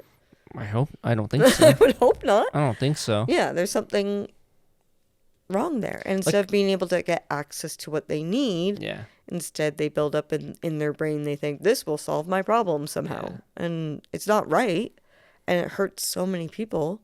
Yeah. A lot of those people are suffering in silence, too. People don't know. No. And especially, like, again, kind of tough stuff to talk about, but, like, you notice a lot of them are male people, and there's that whole toxic masculinity of, okay, you can't talk about your feelings. You don't have feelings. You're a man. Oh, it's very real. It's like, what? No. Yeah. Like, it's okay to talk about emotions, and it's okay to be like, I'm not okay. Yeah, men don't want to seem weak. No, which I don't think it's just framed wrong. Yeah, it's not a weakness. It's just everybody's human. Everybody has emotions. Yeah, men just try to. It's just AI that doesn't. Yeah, right. Fuck. Yeah. But it could eventually get emotions if it starts learning from us. So we're like, oh crap. I was wondering about like is emotions a very human thing? Can emotions be programmed? Maybe. I mean, I think obviously I'm aware technology can do crazy things, like rebuild a tongue with your arm. Like it just, we don't know what the capabilities are, but do we want to be teaching like emotions when we haven't even taught our own like people how to manage and regulate emotions? Yeah. We still put that down. We still put down feelings. We still put down. It's gotten a lot better. Yeah. You know, and everybody's talking about mental health, and I know ADHD is a big topic nowadays. But there's still a stigma around it too. For sure. Like a lot of times people my hot take is that everybody should be getting therapy like as part of like a check-in. Like OHIP almost. Yeah. I think there should be like you get your annual, and then you get your annual mental health check. Like unless you have benefits, like let's say you have an experience like this, or your house burns down, you want to seek help to sort of digest all that. You're paying $120 an hour. For that, right? And if you don't have that money, then like good luck. Yeah, or in the U.S., on top of that, you have your medical bills that you're paying too. Yes. Mm-hmm. So even if you have insurance, you're still paying. Like, my family has decent insurance, and I think my sister paid, I think she told me it was like somewhere around $10,000 to have her kid. And they still may deny claims. Yeah. So it's like, why are you paying insurance? Right. I know that's the whole big... Did they really need anesthesia during that surgery? Yeah, right? Did they? And that's the whole thing with that Italian guy in New York City shooting the CEO, right? Which is like horrible. Like, horrible. But he also was not, obviously, getting help that he needed to deal with the frustration that he was going through.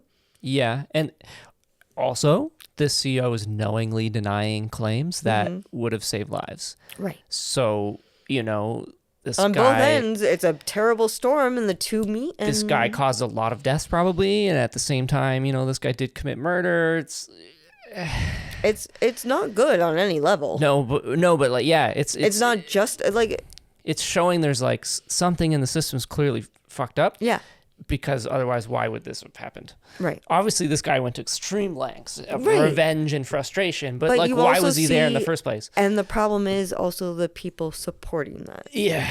Where it's like, okay, so there's a systemic issue happening here where people are feeling frustrated to the point they're like, yay, why is society murder? cheering and you're like, on murder? No, we shouldn't ever be supporting murder. We should be trying to fix, because they don't see him as human because of what he was doing. Right.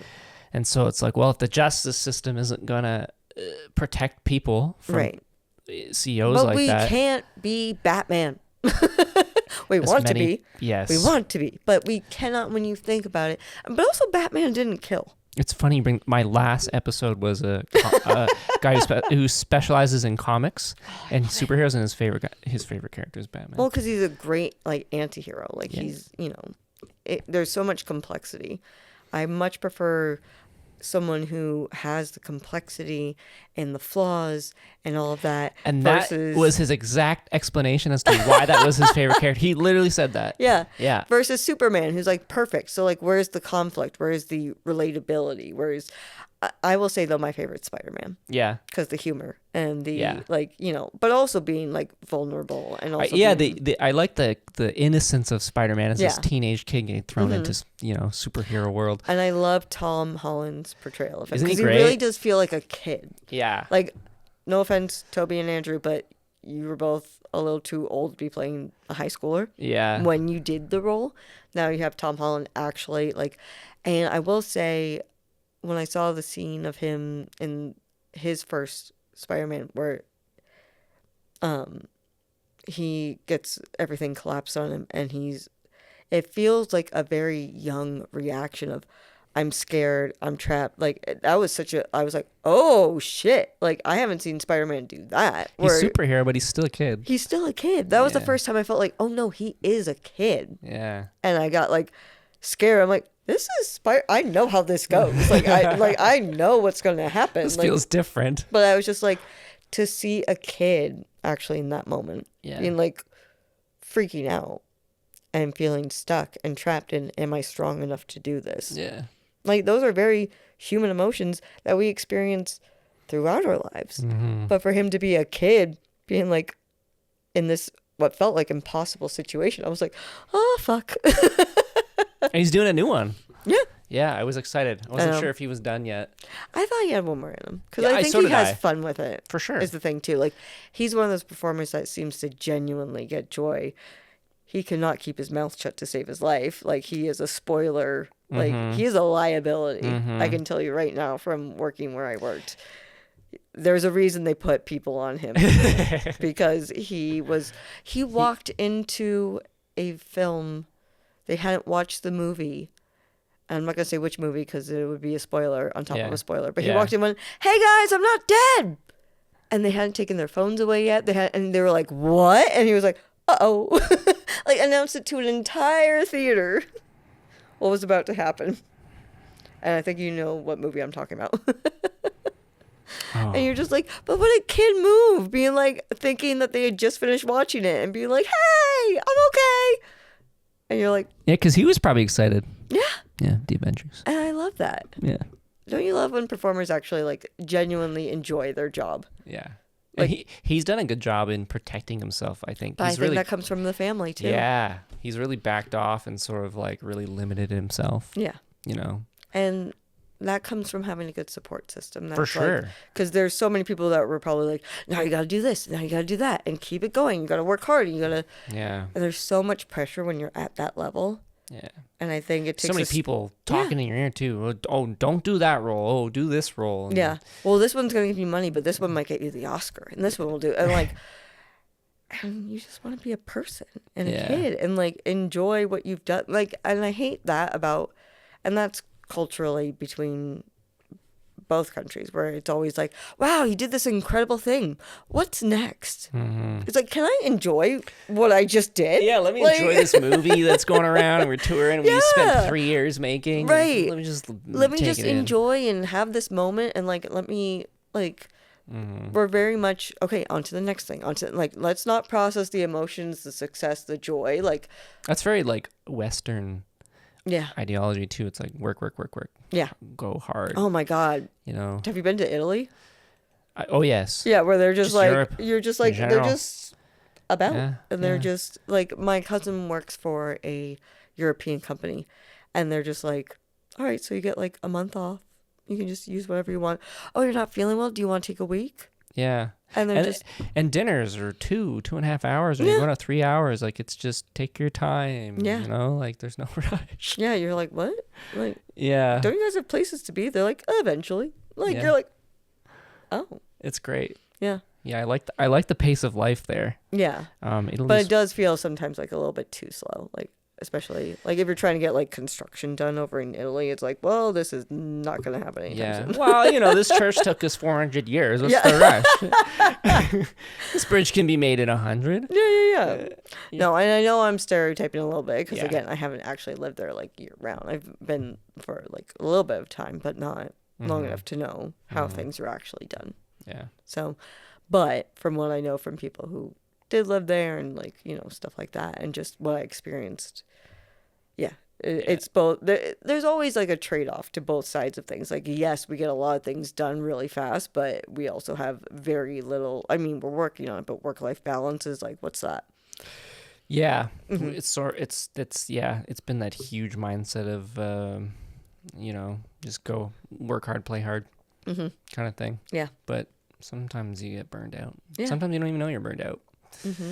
Yeah, because you're still doing the same thing. You're like, why am I not feeling okay? And I like, even me, I struggle with personally is just like relaxing, but actually enjoying the relaxing, because you're thinking about so many things and you're like, I could be doing this, and then you're feeling guilty for taking the time. Yeah, and then you don't actually get recharged. Whereas like if you just take that 2-3 hours, just relax, actually relax, you're gonna come back at that whatever you were thinking of, and you're gonna just, you know, go at it with a new fresh mind and some energy. Well, because that's the thing. Like so the way it works with theater, or at least with Stratford, is you're working 9 months and then you're not.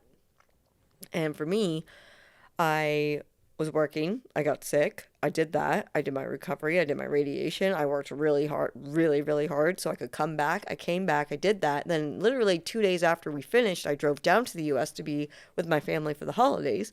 Then I traveled back up and it was Christmas time and we're getting all the holiday stuff. And then all of a sudden it was just like, and it was quiet. And I was like, okay, now I'm sitting with everything I've been through. I'm sitting with not working at the moment. I'm sitting in a snow belt because there's nowhere to go because there is so much snow in Stratford. You're like, what? It was snowing when I left. Yeah. Yeah. Yeah.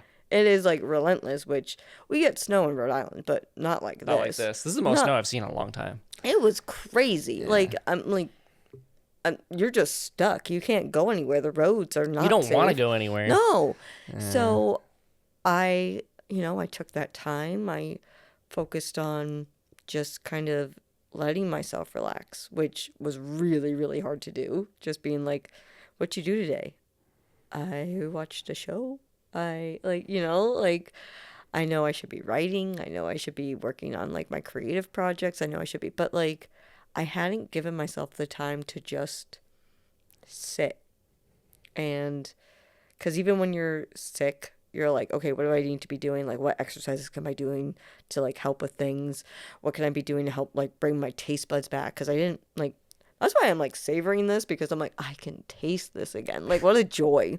Like, I'm never going to like take that for granted again. Yeah. Like, not having something so simple, you know. I know, about, right? because I still, and it's not like there's a myth that like, okay, this section of your tongue like savory and this part. No, taste buds are universal. So I'm able to taste again. And Yeah. it's like, What was the first thing you could taste? Do you remember?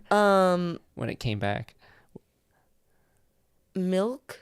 Okay. Was something, because it was gentle. Right. And I was just like, there's something here. Wait, there's something. I'm getting something. Milk's like, subtle too. Yeah, it was subtle. So I was just like, there's something less than just a texture. And honestly, I wonder if the milk was bad or something. I don't know, because I couldn't tell. Yeah. And like, I had this problem where like I had 2 jars and one of them lost the label. So I was like, which one's salt and which one's sugar? I don't know. Oh, right. But also, I have no taste buds, so it doesn't matter. I could make it like the saltiest tea you've ever had in your life, and I would not know. And like, there were so many things. I did a party trick for a little while, where I would do like, and again, in limitation, I'm not going crazy, but like I did like a shot of tequila, and I was like, was that water? And they're like, nope. And I was like, well, that tasted like water. They're like, shit, you have a superpower. When the taste buds came back, I tried that same trick. It did not go well. Yeah. As I would That have was guessed. the most jarring one. I would say one of the most surprising was acidity was so painful. Oh. So pasta sauce or ketchup. Yeah, tomatoes. And vinegar. I was like, Ooh, that stings. like everything. It was so, I was like, what the hell? I was like, what kind of sauce is this? Yeah, like, so you're probably eating a lot, very bland. To start. just to Everything start. was pureed too. Oof. So it was a lot of soups. It was a lot of like, my brother gave me a, thank you, Tommy, a blender that had a puree function. So I could make like, like I would take like a chicken pot pie and like puree it. So it was just like, so this is just soup. Yeah. Everything. It was so boring. Yeah, I can imagine. Yeah. It was just like, there was no joy in cooking. Yeah. I just was like, everything was ready made. And my metabolism, because the radiation was really like kicked up. So they were really worried about me losing a lot of weight. And now that's kind of slowed down. So now I'm back to gaining weight. I'm like, damn it. But I can go to the gym now and stuff. So. Yeah, that's good. Yeah, but it's a steep learning curve of all of that. And like, I didn't lose my hair. I lost a section of it because radiation, like, it's centralized. So I lost like some hair in the back. Yeah, because it goes right through. Yeah. Yeah. And so there was that. God, there were so many funny stories too of just like, I came out of my surgery, and again, like I was talking, but I was super medicated. So like, they were telling me how they were going to help me walk, and they were going to help me like use the bathroom, and they were going to help me like, take a shower. And then apparently I said, is Pedro Pascal available? And they were like, no. Valid? That's valid. I mean, if he were to give sponge baths, I would like to sign up for that. Yeah. But like, I didn't know he also had a thing for Pedro Pascal. I would let Pedro Pascal give me a sponge bath. I would love to talk to him. And but apparently I asked that. I don't remember doing that, but the nurse got a kick out of that. And I started getting like pictures sent to me of Pedro Pascal from family and friends because my parents heard the story, and so they wanted to. I like that. Yeah, and then like also I mixed up my buttons, and I was trying to call for my nurse, and like I could hear everybody else, and I don't want to call out or anything, but I'm like pressing the button, I'm like, why is mine broken? Why is it not? And finally the nurse came over after a while and was like, are you okay? And I'm like, I've been trying to call you. And she was like, yeah, honey, that's the wrong button. That's your morphine button. Oh, no. You've hit that 87 times. They have a cap. So you can't, so it's just like a useless button. But like, imagine if not. And I was like, oh, she's like, next time, this one. And I will come right away. But I was worried you were in quite a bit of pain because you've been pressing your morphine button.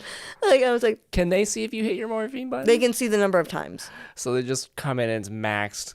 But you just think you're hitting the call. I'm just trying to call for the nurse. So funny. Because I think I had slid down the bed and I couldn't get myself up. So I needed help as like assistance. Mm-hmm. But I could hear other nurses, and they're all going to the other, and I'm like, why is mine not? And I just keep hitting it. Start to feel really good all of a sudden. Yeah. Well, I was feeling great. I was like, but yeah, these are like things you don't know until you're suddenly in it. I don't know how we got on that, but No, that's all right. Interesting. We're kind of getting there, but I've been doing these speed rounds at the end of each episode. Okay. And I like it, so I'm just gonna stick with it. Is it like a little bit of like the actor inside the actor's studio? Could be all over the place. Yeah, right? Yeah. You're okay if we jump into that before we wrap it up? Yeah. Okay. This is great. We've touched on a lot. I know, it's and a great we definitely went podcast. to different. Sorry if it was a little too heavy. You might have to do like a warning, like No, that's okay. Well, obviously, I know about you, and you sent me a whole description, so I knew we would be touching on some things. So there's a lot of things, and we're still at, like, I hate to say it, but I think we've touched about 3 of the 9 lives I've had. So right. Episode 2. Yeah. Hey, if you want me back, I'll come back. This is for sure. fun. Wow, lots to talk about. Well, this one's a deeper one. Okay. Do you think suffering refines people at all? I don't think everybody should. It's the level of suffering, but I actually talked about this with my therapist, because yes, I do have a therapist. I think everything's cyclical, where like things can be really good, but then it'll go down and then it'll come back up. So if you're in a low, hang in there. It's going to get better. And if you're at that high, enjoy it. But that's the thing. It's not so much that it refines you. I think it helps you appreciate the good times versus the low times. And when you're in it, you know what those good times are that you're striving for, so you don't give up that hope. And you learn from each experience. I don't know about refinement. I don't know if you necessarily become better. Mm-hmm. I don't wish suffering on other people, but I do know it's unrealistic to be like, everything will be good all the time and nothing bad will ever happen. Like, or if everything's good all the time, then how do you know if it's good? Right. Exactly. There's nothing to compare it to. Right. And so knowing things are going to be good and bad, it's just like... So, like, when you have low lows, the highs are high. Apparently. And small things can be high, like tasting milk for the first time. I know, right? Yeah. Like, but whoever also thought every that dairy would be... product tasted like milk for a bit, too. I see. And I was like, damn it. Okay, at first I was excited, and now I'm just tasting milk all the time. Like, but butter tasted like... Or no, it tastes like butter. Like, milk kind of tasted like butter. It's probably and the like, fat. Yogurt tasted like butter. Like, okay. it was just, like, so weird. But, again... Something. But it was something to taste. Right? So it made me appreciate that. Yeah. But yeah. So it all comes around. I like that. Yeah. Yeah. That's life, isn't it? Yeah. And I mean... And it's how do you deal with the swings? Because also, I've been incredibly fortunate to have these incredible things, but I've also had these devastating, how did you get through that moments too. Yeah. And I think that's kind of the trade-off. I'm still blown away that you're here. In less than a year of getting diagnosed. That's like, that's baffling to me. Yeah, it's been even less than that. I think it's been 6 months since my surgery. Like, doctors obviously are shocked, yeah? Yeah, oh yeah, we don't know what's, like, they're like... They were shocked that you had it in the first place, but then also shocked about the recovery. Right, and so, like, especially my speech pathologist, she's like, you're ahead of our metrics, so I don't know where you're at. Yeah, we don't even know how to measure you. Yeah, it's like one of those things, but I'm also not a typical patient in any way, so, yeah. Next one. Do you think identity is something we build or something you kind of fall into? A bit of both, because I think there's inherently what you know about yourself, and sometimes what you're doing is trying to build towards that. Like, because sometimes people are telling you, like, for example, like, you can never be this. And you are like, no, I know deep down I have it in me. So I can build towards that. And it can be like a skill or a profession or something. You're like, there's something in me that's telling me to do that. But also then there's other components of like, okay, but why do I want to do that? And those are the things that you fell into. Like, I love being creative. And yes, this is the way I express myself, but inherently, I just am a creative person. You didn't choose it. I didn't choose to be creative. Probably would have been, I was talking about this with my boyfriend, just being like, wouldn't it be so nice to have that unexamined life and not want to not have questions and just exist and just do just your 9 to 5. yeah. And not question anything or not like, but also how dull, no passion, no. I wouldn't want that, but No. there But how is a easy little does that bit feel? of yeah. I know people like that, and they live a very happy lives. Right. And I don't know if I'd want it, but maybe I just struggle to understand it. Yeah.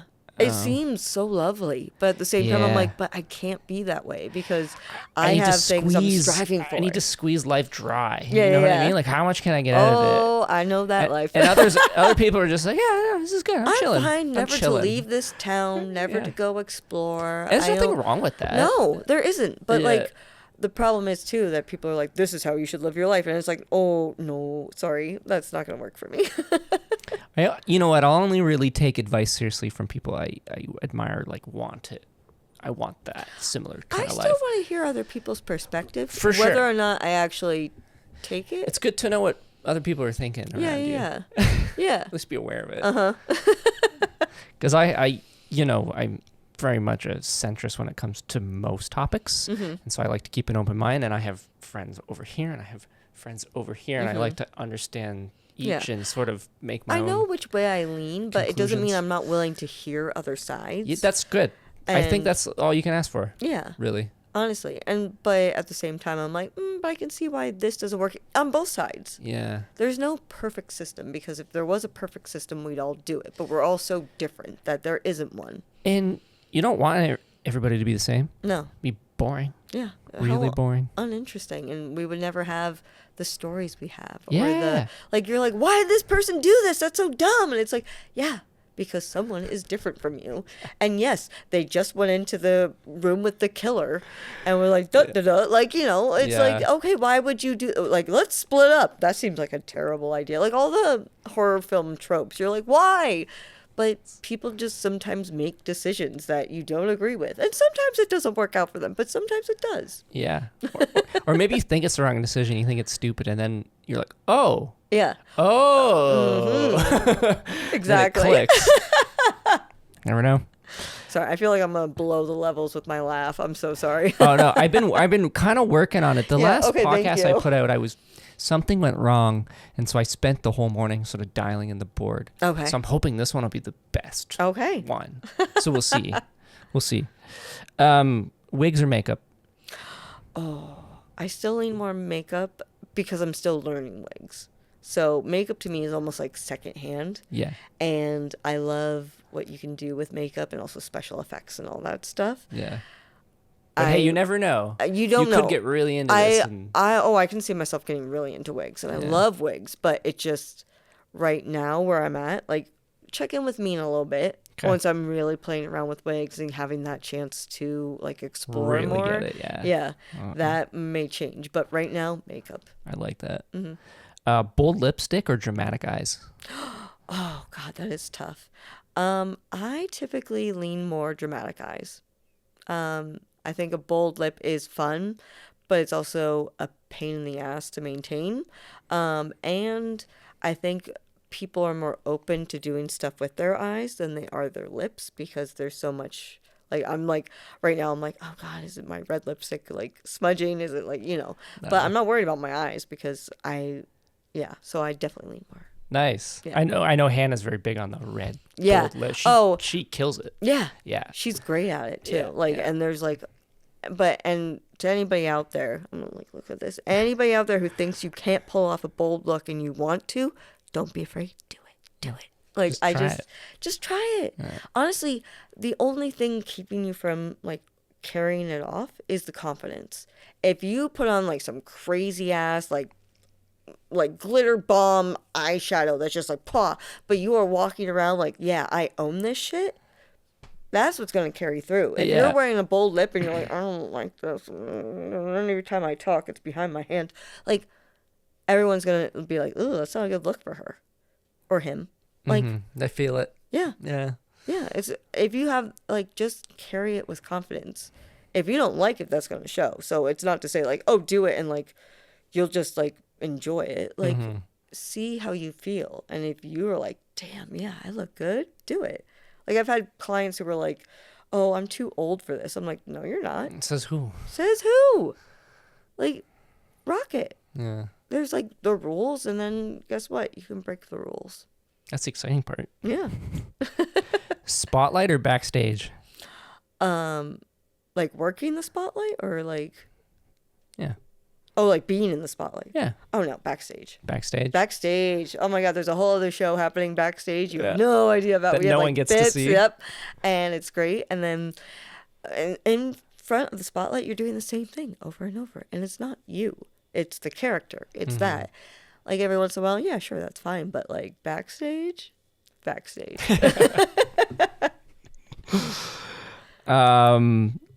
Opening night nerves. Love or hate them. Although I wrote these before we talked, and you said you get excited. Well, because I think, going back to the last question, spotlight, yes, I would be definitely getting those nerves. Backstage, no, because it's like, I know what I'm doing. My job, it's not about me. So I'm not nervous. I'm a little nervous out of empathy, but I'm focused on my performers. So if they're not feeling great, if there's something I can do, you have to read a room really, really fast. Like some performers are like, I need to be left alone so I can deal with this. And others are like, I need to talk about this. Or, hey, can you just like help me do some extra pinning tonight? And then I have to go communicate that with the rest of my team to be like, hey, there's some extra pins, just so you know. Yeah. So I don't get nervous running, like show running backstage. But I do get the nerves of, you know, how do I, and again, I also have the weird thing of like, I got my diagnosis an opening night. So I was a mess, but for an entirely different reason. But everybody thought I was just nervous for opening night. But meanwhile, I'm just like, no, I'm about to have like some massive news that I have to tell people. Like, I was just like, And okay. you still went through the night? Yeah. Oh my! Yeah. I don't know if I'd be able to do that. Yeah, honestly. I told everybody. I told my leave. team afterwards. I told my boss, and I was like, "Can I please do the show? I still want to do the show. I need something good today." Yeah, And she was like, "Okay," but and we talked about it, and so we both agreed. Like, I would tell them afterwards, so they're not all worrying about it, because they knew I was supposed to get like some medical updates. Yeah. Because the whole time I was like, man, I don't know why, but this bump on my tongue really is annoying. And I was like using like, what is it, like the gum numbing stuff on my tongue. Yeah. Yeah. I forgot the name of it, but for a while I was going to have to buy stock because I was buying Yeah, so yeah, much I know of the it. one you're talking about. I know the one, like... Sensodyne, is it? Yeah. I was like buying all of that because and it turns out I was numbing a tumor. Which is like, Yeah. So Sensodyne. Oh, boy. Oh, no, you don't have that ad, do you? Maybe they'll sponsor the podcast. Yeah, come on, Cincinnati. Do you have a pre-show ritual? I know actors sometimes will. Yeah. It depends on the show. I mean, we're kind of doing our prep for our wigs.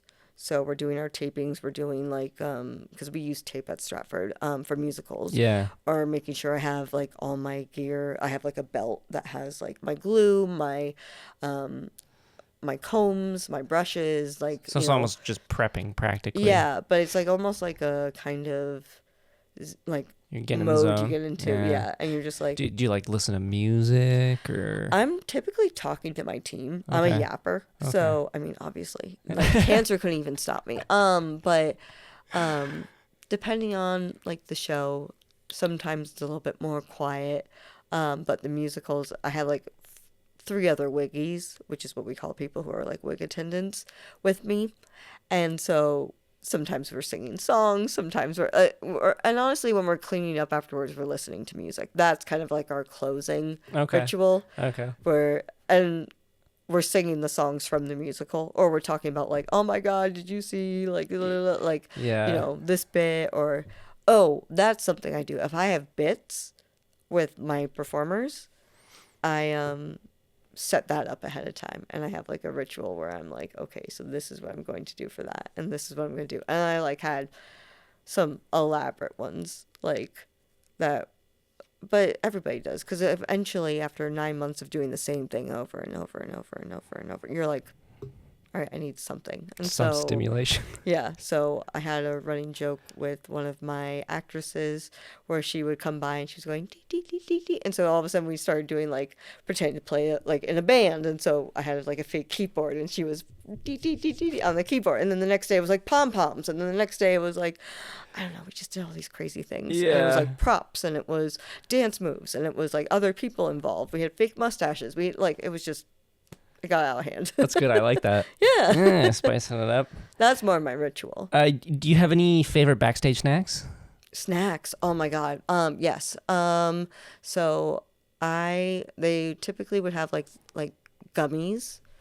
If they put those out, I was always like, yes. Cause just to keep the energy up, like sugary kind of things. Or they have like those little bite brownies.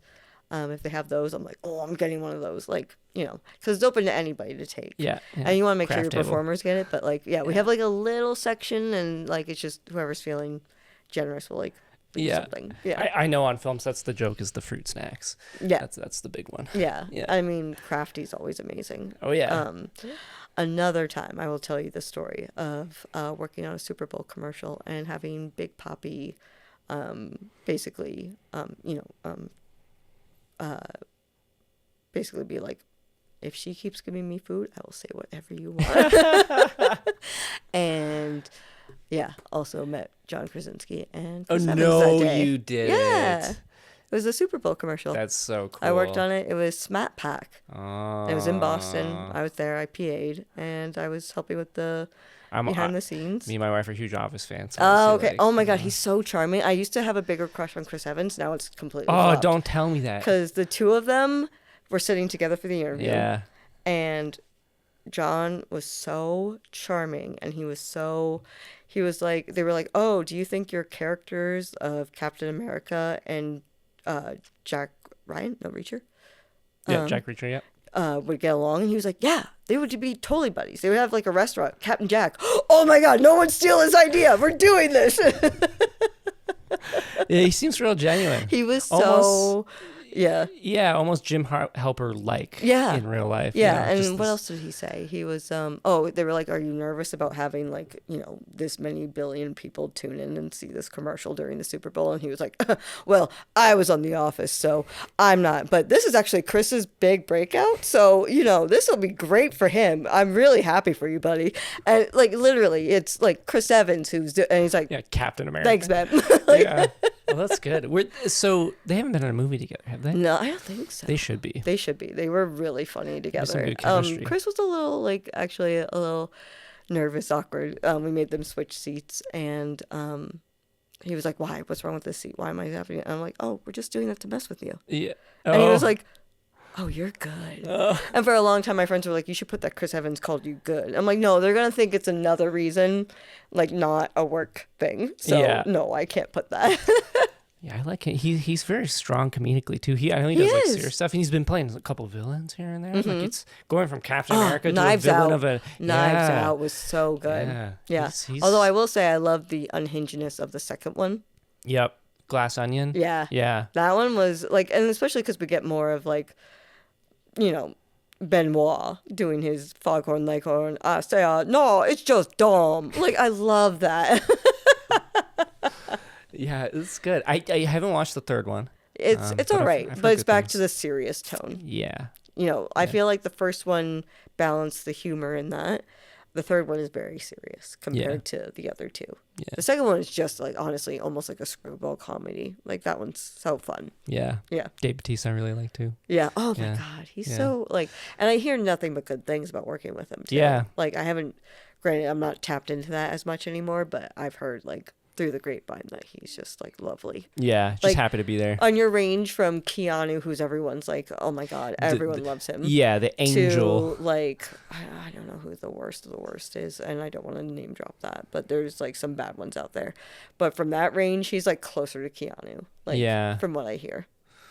Keanu's like everyone's dream guy to work with because he's so the Jesus of Hollywood. Yeah, like, he's just he's so like giving to his performers. He like, did you hear the story about the time that they were like getting cables and all of a sudden that's like a very famous story, and it's like, buddy, you can't do this is union. Like you hear stories of him like just like he's out for his birthday, just eating cake, and fans just, oh my God. He's like, hey, yeah, sit down, and cuts them cake. Like that kind of stuff. Like, oh my God. Yeah. Also, crazy, rough life that guy's gone through some shit. That's what I mean. Like, and I'm not saying he went through that to be better, but it does help you appreciate. Like, there were probably times where he was so alone. So when someone comes over and it's like, oh my God, he's like, come join me. Like, join me. Like, I'm not alone. You're not alone. Yeah. You know? And he knows they'll be over the moon just to talk to this person they idolize, and he can learn about them, which I'm sure he generally wants to do.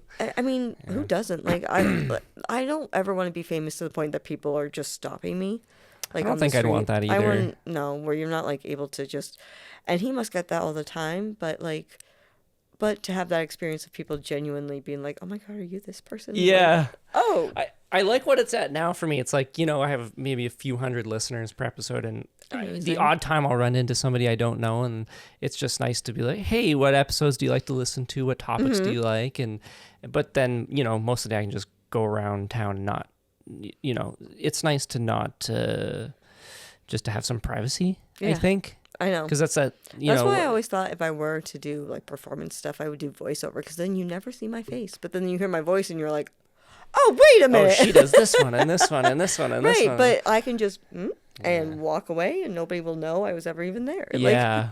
Like Doug Jones. I would love that kind of stuff, because nobody recognizes Doug Jones when he's not like being... Billy from Hocus Pocus, or when he's not doing something with Guillermo. Yeah. Like, he's just so...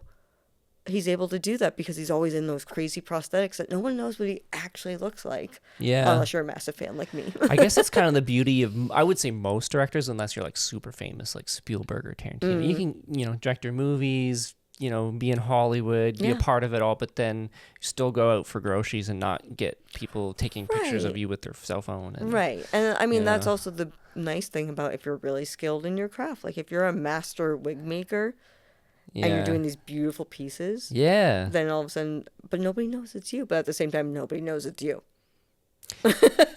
Which do you want? I know.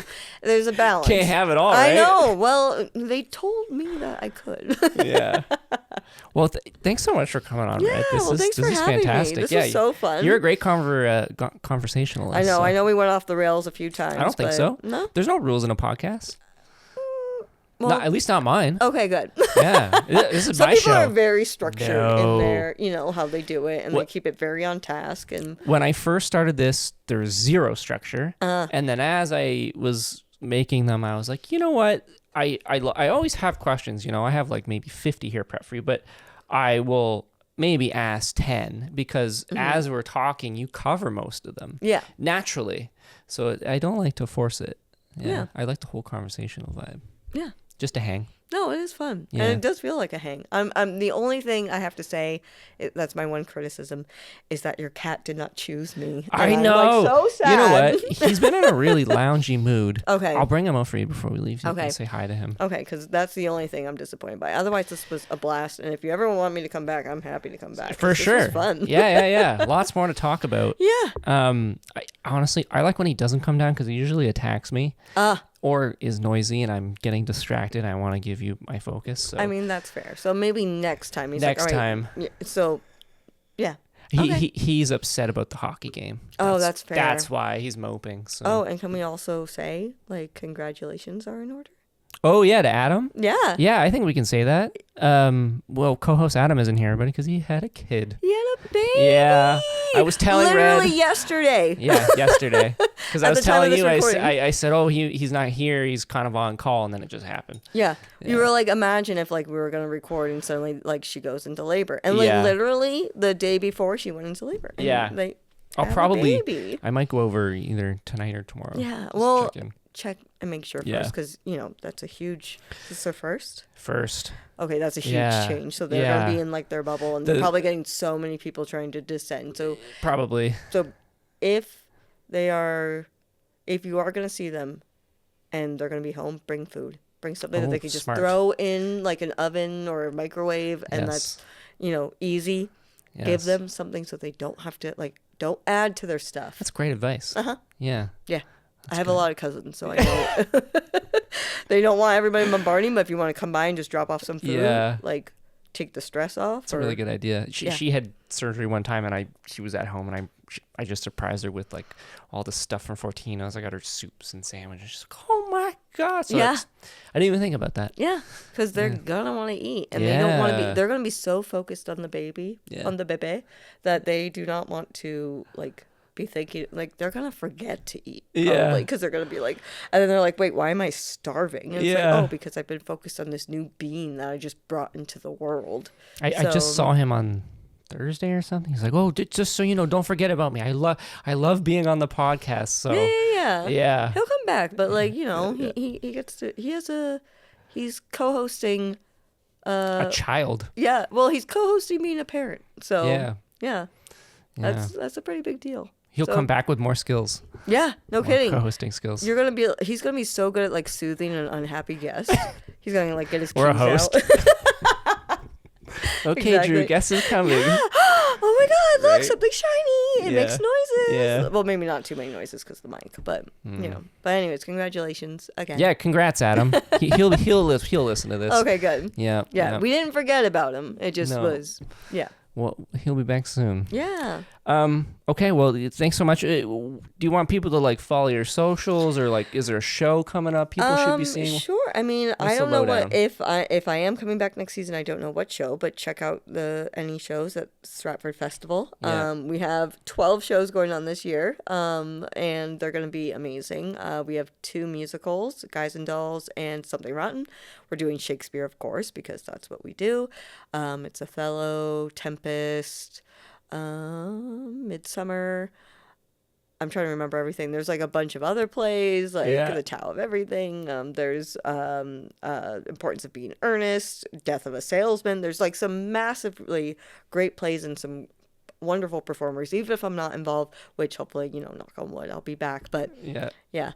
And if you want to see what I'm up to, see maybe my wig making journey, maybe some makeup looks, pin up for sure, and some other projects I have in the works that I haven't even talked about here yet because they're still baby projects. But I'm at Miss Red Venture on Instagram. You can also just kind of, I think I'm on Facebook. I'm really just Instagram. I'm not on TikTok yet. But I might be doing more content eventually, maybe go into there. But just find me on Instagram. Do you like if people come up and strike conversations? Oh yeah. I love that. That's good. So I mean, I don't know if I have that recognizable face, but like, well, maybe red. Maybe they'll watch the pod and they'll see you grabbing a coffee somewhere. Yeah, I mean, if you come to Stratford, you're probably gonna see me. Even if I'm not doing the plays, I'm always around town doing like some crazy stuff. So I'm staying local there. So if people want to come up and say hi, or if they have questions about wigs and stuff, I mean, I may not have the answers, but I can refer you to people.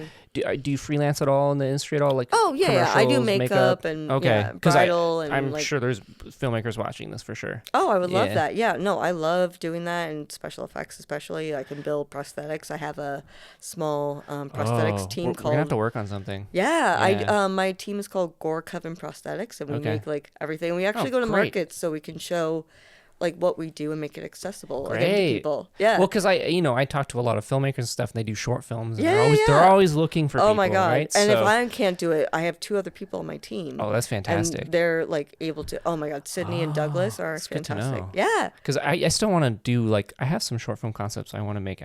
For the pod with guests that have come on. Yeah. Yeah. Wait, are we just gonna all team up together? I think so.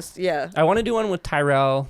Something to do with Batman. Yeah. It's a comedy short. Okay. I've written it. I can make you some just good need to cuts, fund it. And I can get some bruises going. I like that. Yeah. Okay. I'll send it to you. Yeah. I'll send you the script. But so if people are, also if you just have questions about makeup. How do I do this? Yeah. Or if you're like, hey, or also if you are a cancer patient going through things and you have questions about, hey, how do I go to a workshop for Look Good, Feel Better? Or how do I... I'm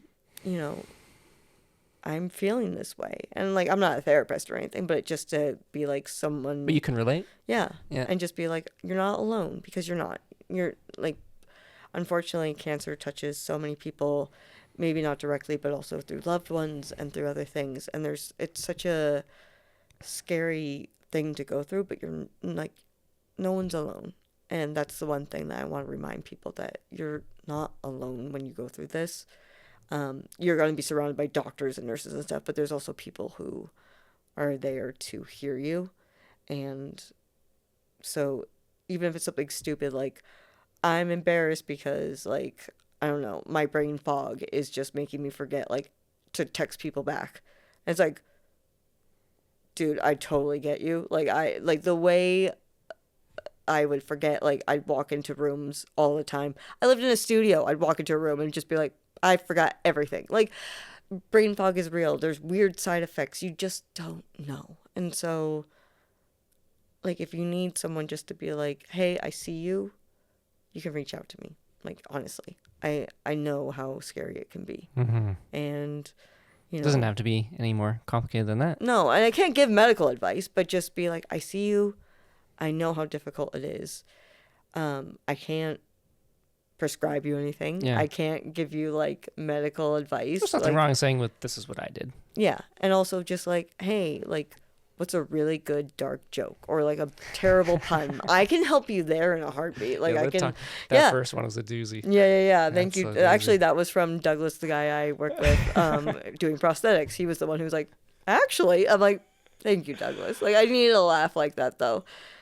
And that's the thing. Finding the good in the terrible will help you get through and find that good again. And then it'll get terrible again. And then it'll be good again. And that's life. That's beautiful. Yeah. Well, let's end on that note. Okay. Thanks, Fred. Thanks, Drew. Thanks for tuning in, everybody. We'll see you in the next one. Bye. Bye. Hey you, you're listening to Just Droop, Just Droop, Just Droop.